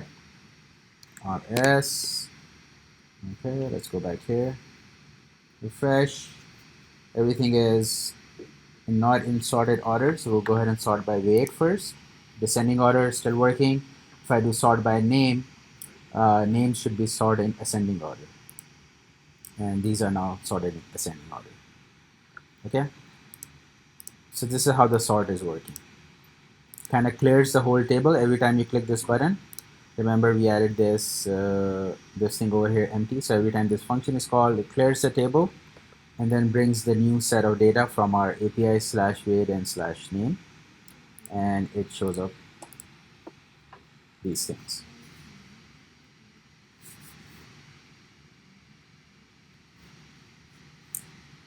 Any questions? Hopefully you guys still remember jQuery. No? What is it? A little bit rusty, but do you get the idea? Okay, I get it. I mean, I had to look up the append method on W3 schools and jQuery documentation, but it kind of comes back once you know which one to use. Okay, so no API calls in this one, but make sure the only thing I had to change is this one because I had a different name for this. All right, any questions? Okay, so we'll move back to our first exercise that we did for web scraping. Now we have done web scraping separately, right? We used a news, a sports one, and there's a New York Times one also. We were able to scrape and we are able to see links and the headings. Okay. The thing that we are missing is storing that information in our MongoDB. All right. So the next activity is combining all the stuff and storing that information in our Mongo database. So this is activity number 11. Okay, so the example, let me go over what unsolved says. So the first thing is your requirements, your importing, all these things are done. Make sure you do an npm I, install everything. Your database URLs are set up, but they don't exist. Okay, we have not created a scraper database. We don't have a collection. So make sure that a database exists. Or you know what, even without existing, try it and see what happens. I don't think MongoDB automatically creates it, so you'll have to make sure that the database is created. If you are following the convention, then this should be scraper DB. That's what I will call. So make sure that the database is there. Collection. This is the collection name. Okay. This is a test route. Once you have everything up and running, if you go to your browser, localhost 3000, okay, you should get hello world. This is just like a test route to make sure everything is running. Okay, now let's look at the first one. This route will retrieve all the data from scrape data collection. Don't do this one first. I would highly recommend do the route 2 first. Route 2 is the scrape exercise that we did initially. Now you have a choice. You can scrape the data using a website of your choice, or you can go back to the previous activity. The one that I did was SB Nation. Either you can pick that one or the New York Times. The only requirement is that you should have some data scraped. Doesn't matter what website it is. Okay, you can use the code from the New York Times website, or the SB Nation one, the one that I did. When I solve this, I'm going to use the SB Nation website because I already completed that part. So I'm going to copy the code from my previous activity and bring it over here. Okay, the only difference is the code is going to go into an API. So you're going to write a get route app.get slash, call it scrape data or start scrape or scrape. Okay, then that route is going to go to that website of your choice, scrape all the data, and then store that information in your MongoDB. Okay, you're going to use the insert function over here. If you are not sure, it's exactly the same. You can look up the documentation for insert over here, and you're going to insert this data that you scrape into your MongoDB. Okay, take some time. It's a little bit challenging activity. Look through the hints, the comments, and see what they're saying.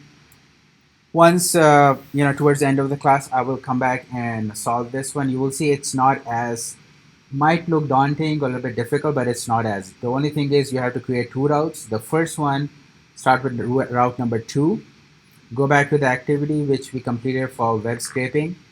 That's what you have to do. You have to scrape, get the data, and then store it in your Mongo database. Okay, you're going to use the insert query and then store that information in your database. Okay, once that is done, then move on to the first route, route number 1. What this one does, this one is same as the slash all that we did in the previous animals activity. You're going to go find from all the data and then send it back to your front end. Okay, there is no front end, so you can just send a JSON file, rest.json, and this should give you all the data back. Okay, first step, make sure install all the packages, install all the dependencies. Okay, make sure that the database is there. Run this. If it runs without any error, then go ahead and start working on the route number 2 first, and then come back to route 1. Okay, and route 2 uses information from the web scraping exercise. So you can use the same website or use a website of your own. You have to scrape that and insert that data into your Mongo database in this collection. The collection is called scraped data.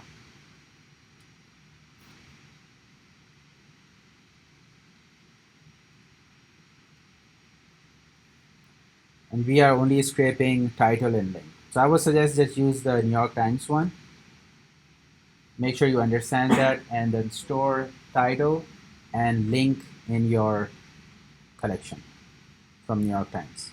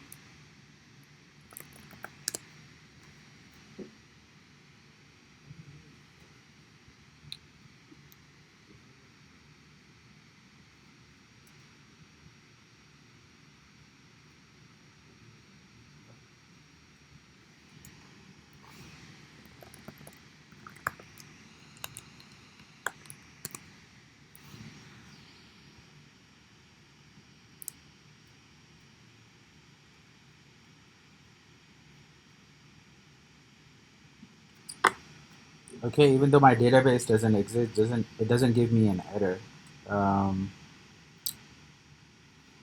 It might if I try to make a call to it. So I think the best way would be just create a database collection in Google 3D, and we'll call it Scraper BB. And then I'll just create a collection here as well, which is going to be empty. And that shouldn't give me any errors when I'm trying to run now. Okay, it's empty.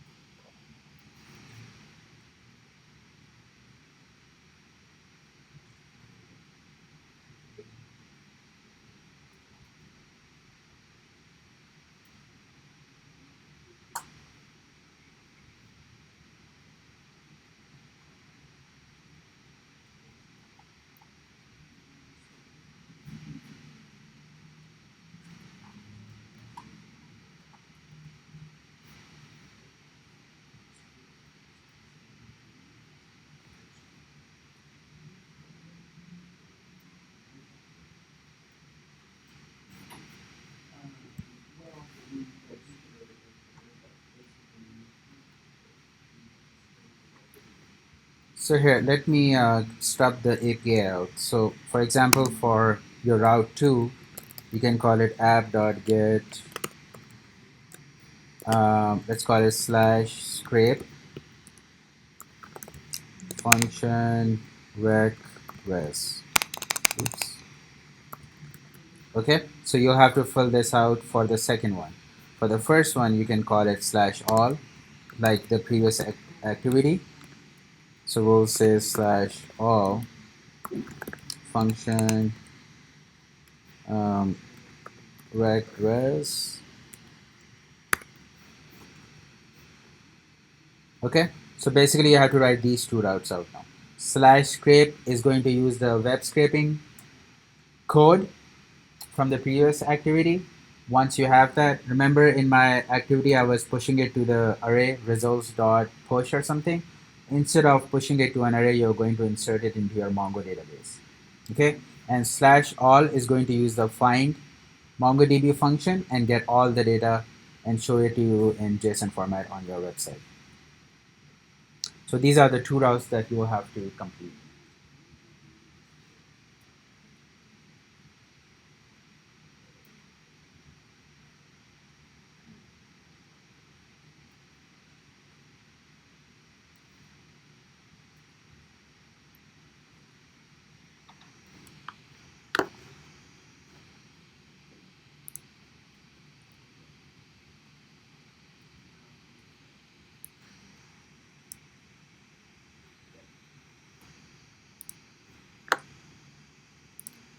So this is my code from the scrape activity. I was using the SB Nation. I'm going to use this code, or you can go back to the New York Times one activity. That is there. That was activity number 6. Either you can use that code or this code. It doesn't matter. I'm going to use this one because this is the one that I completed. So instead of these lines, you will have to insert into Mongo this time, not to an array.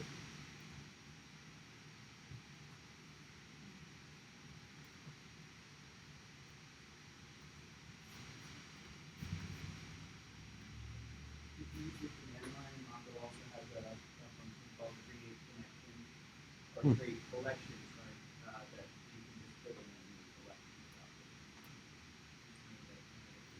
Awesome. And you have to do use first, right? Use database name and then db.create collection. And it's camel case.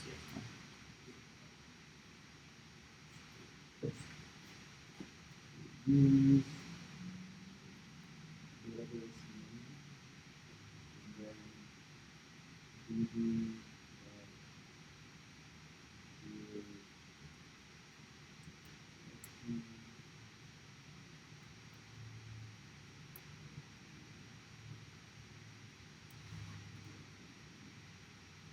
This is on your Mongo console if you're not using Robo 3D.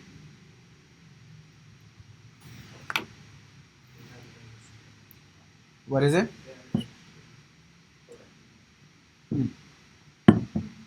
Oh, double quotes.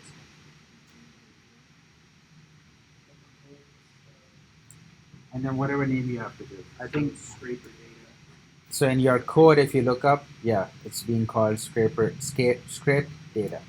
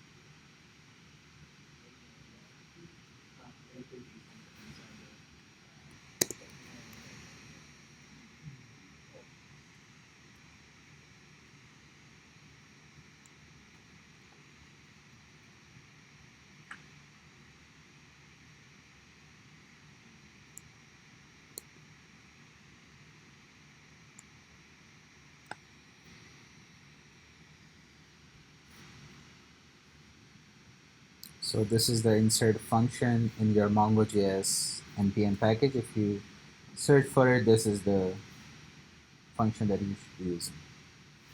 So insert doc or docs, it can be a single object or an array. In our case, it's just going to be a single object. And then callback function, this is optional. You can skip it, but you wouldn't know if there was any error if you skip this, but it's optional.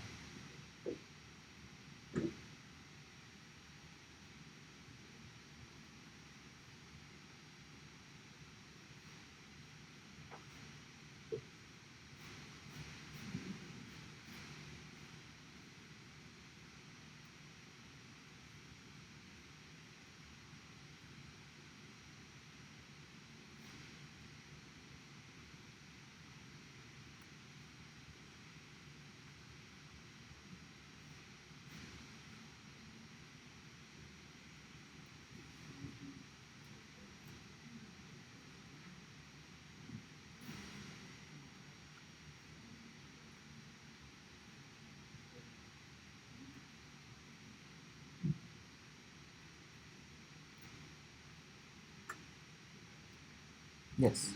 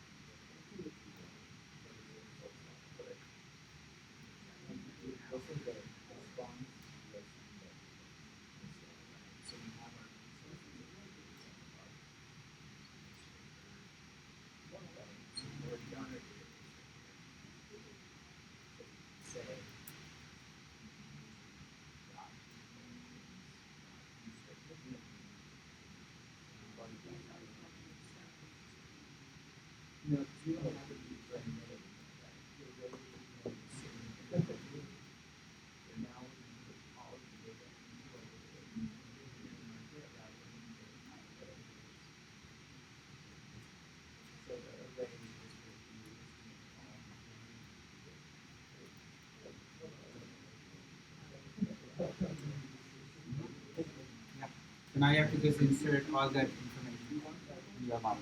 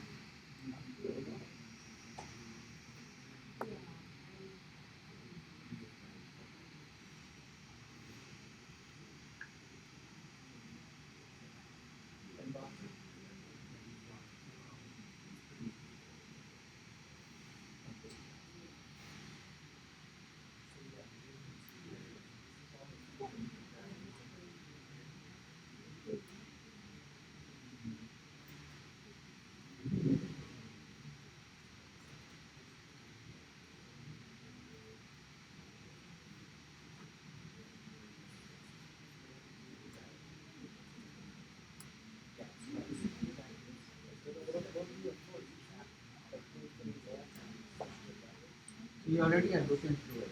I'm looking through it in the each one. And you're pushing it to an array, so instead of an array, you place this with your insert to memory. You're already looking through it.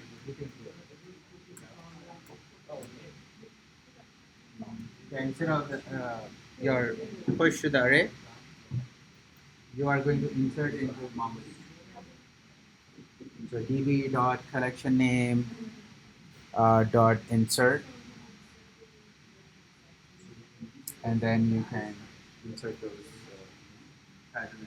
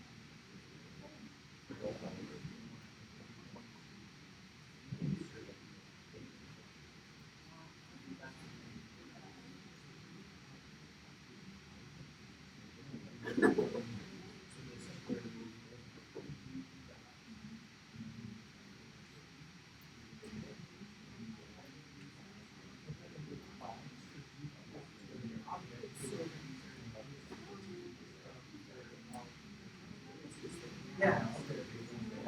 But for this activity,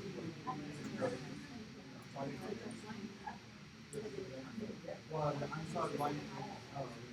Oh, because you like, you don't have to write. I can send it to you. But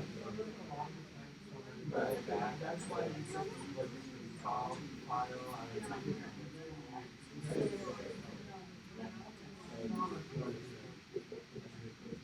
I can stack this up. But,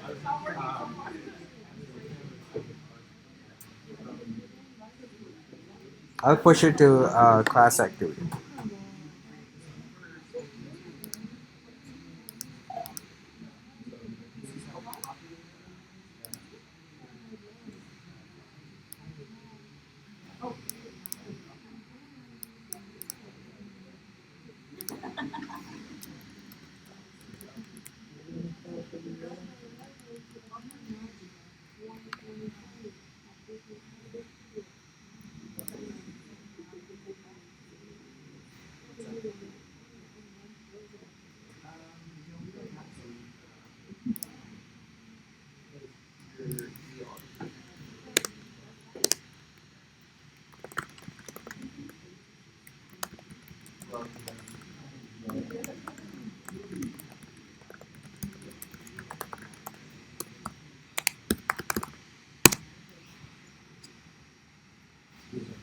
Okay, so I sent out the Axios call for this one, the one that I did.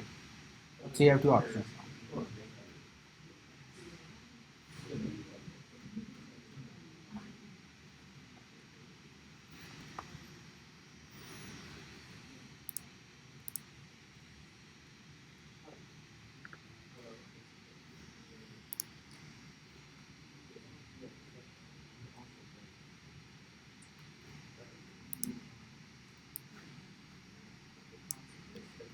So the first step in your scrape route, if you're using New York Times or this one, the one I sent, it's the same thing. We are just, I'm not going to type the whole thing, but I'm just using the Axios call and I'm getting the same results back. I mean, right now it's being pushed to the array, but this will have to change. But the first step was that, when somebody comes to the route and says /scrape, my website should be able to go here and then be able to push all this stuff.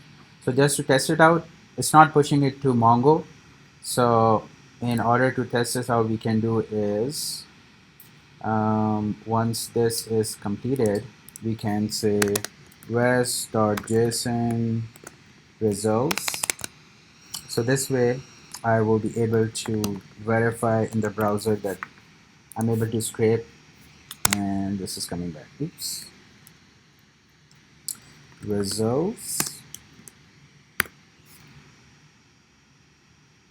Okay, so let's go back, make sure this is restarted.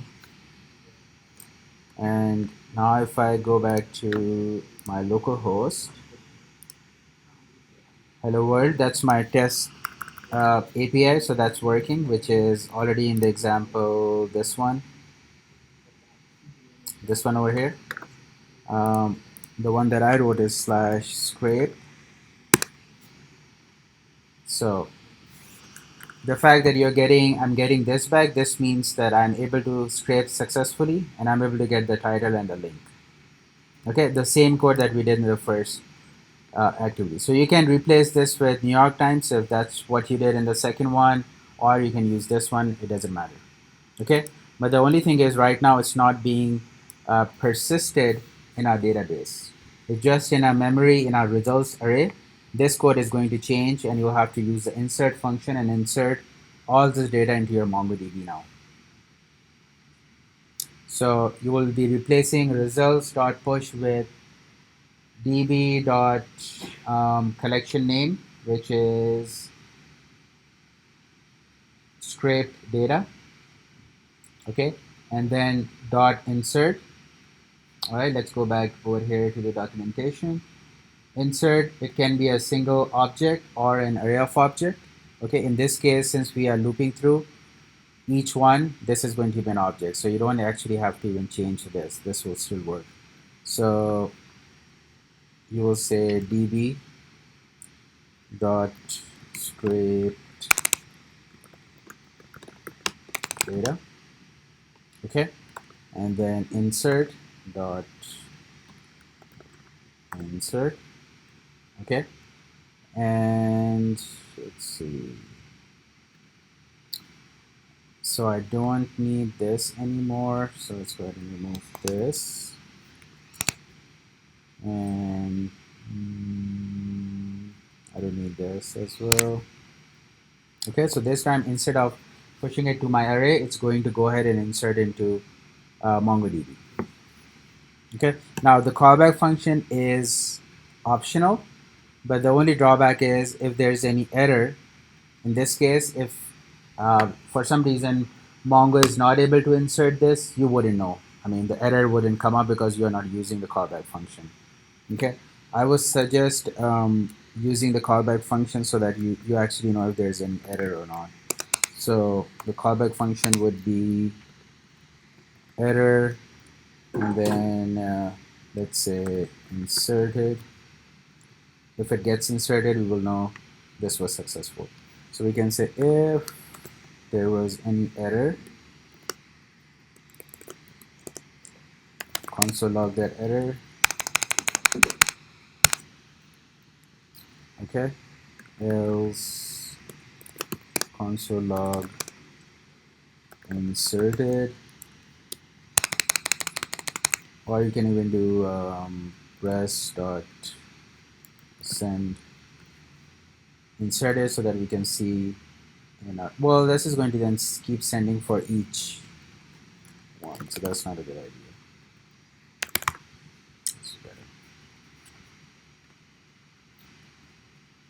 Okay, and once this is all completed, once our Axios request is complete, you can say res.send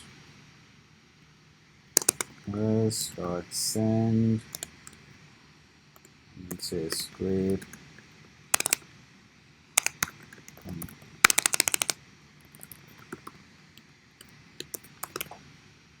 Okay, so there were two parts to it. The first one was our scraping part, which is any website you can choose. Okay, this is the one that I did initially, so that's why I'm choosing the same one. When I'm looping through it, when I'm getting my data, I was pushing it to the array.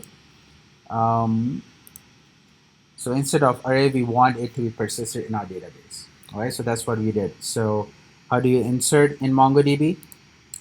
db dot collection name and then insert and then two arguments. So db dot my collection name is called scrape data, insert, and then you're inserting this object. My object contains title and link. Okay. Once this is successful, we'll see in our console log if these are inserted.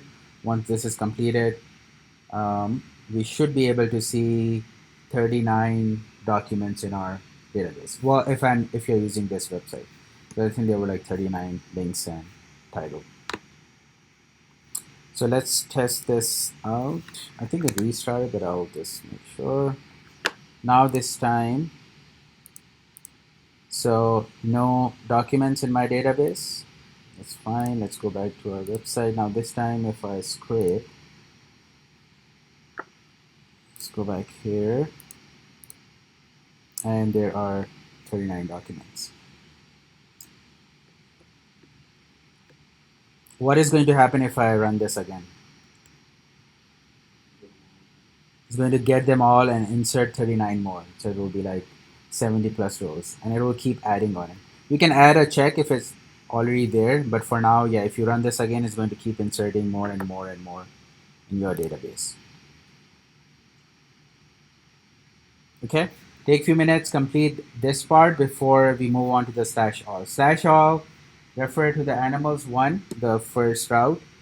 Now, since all your data is in your database, you will use the find query and get all of those as a JSON and show it on your front end as a JSON.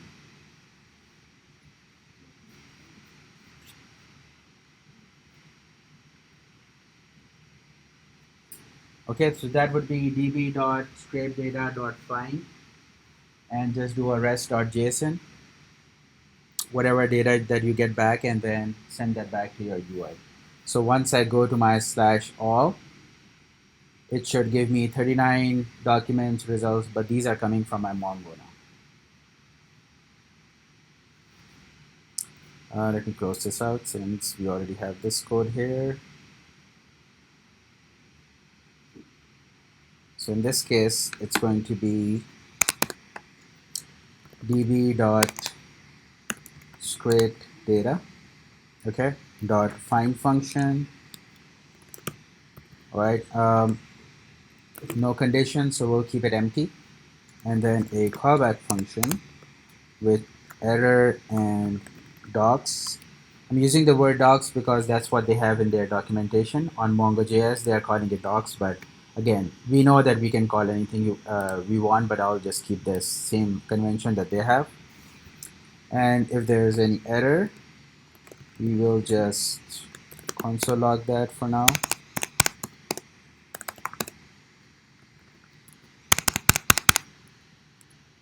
Okay. Otherwise, let's go ahead and send our JSON back. Rest.json, whatever docs that we get back from R.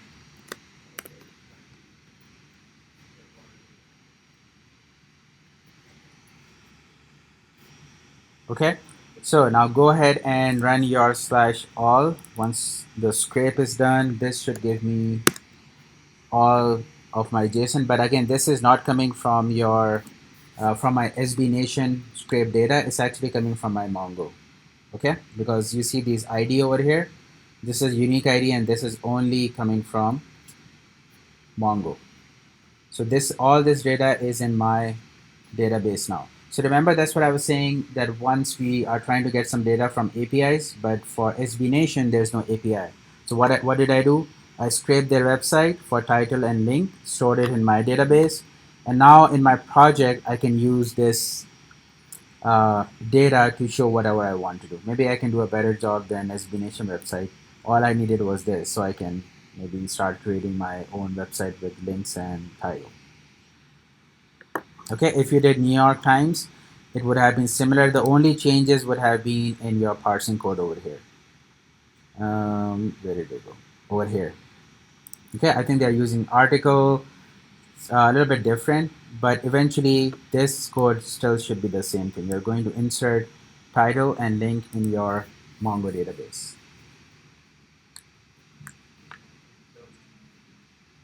Okay, questions?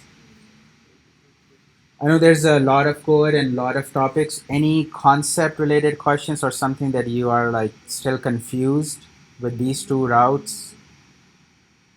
Again, at high level, this route is our route that we are creating. Okay, and then we are making Axios call to this website to get the HTML back, right? Once we have the HTML, we are using Cheerio. Why are we using Cheerio is because it's like jQuery and it makes our parsing a lot more easier. Now, can I do it without Cheerio? Yes. Why? It's an HTML as a string, but you will have to do a lot of string parsing. That's going to take a while even to complete this. Cheerio kind of makes it easier. That's why we're using this parsing. It kind of makes it easier to find exactly what we're looking for. Okay. Once we have that information, once we have the information that we are looking for, we go ahead, connect it to our Mongo database, and then insert those documents in our database. Okay, once all of them are here, we can use our find function against our collection, which is called script data, and then find the documents that we are looking for. Now, right now, find is empty. This means select star from script data and returns everything. Remember from our Thursday class, you can put other parameters over here. You want just the name, just a title column. You can put the title column. You can put conditions over here, and all that. So all of these will go inside over here. Okay, but for now, the simple case is just send it empty, and it should give you everything back.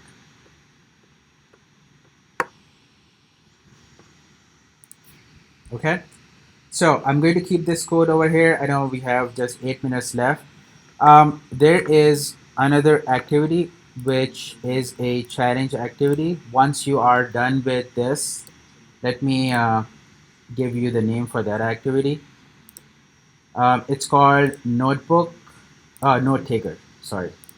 Okay. Once you are done with all the 11 activities, once you are comfortable with it, I would highly recommend looking into the 12 activity. It's called Note Taker. A little bit more challenging, but it combines all the concepts that we have covered today.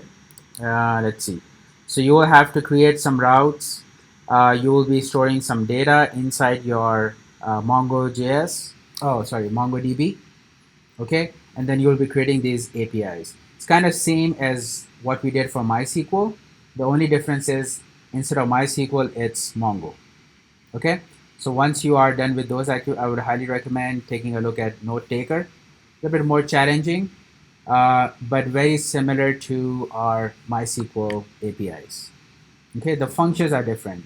Instead of using MySQL functions, you're going to say db dot whatever the Mongo collection name is, and then find, insert, post would be insert, delete would be remove, okay, and update is update.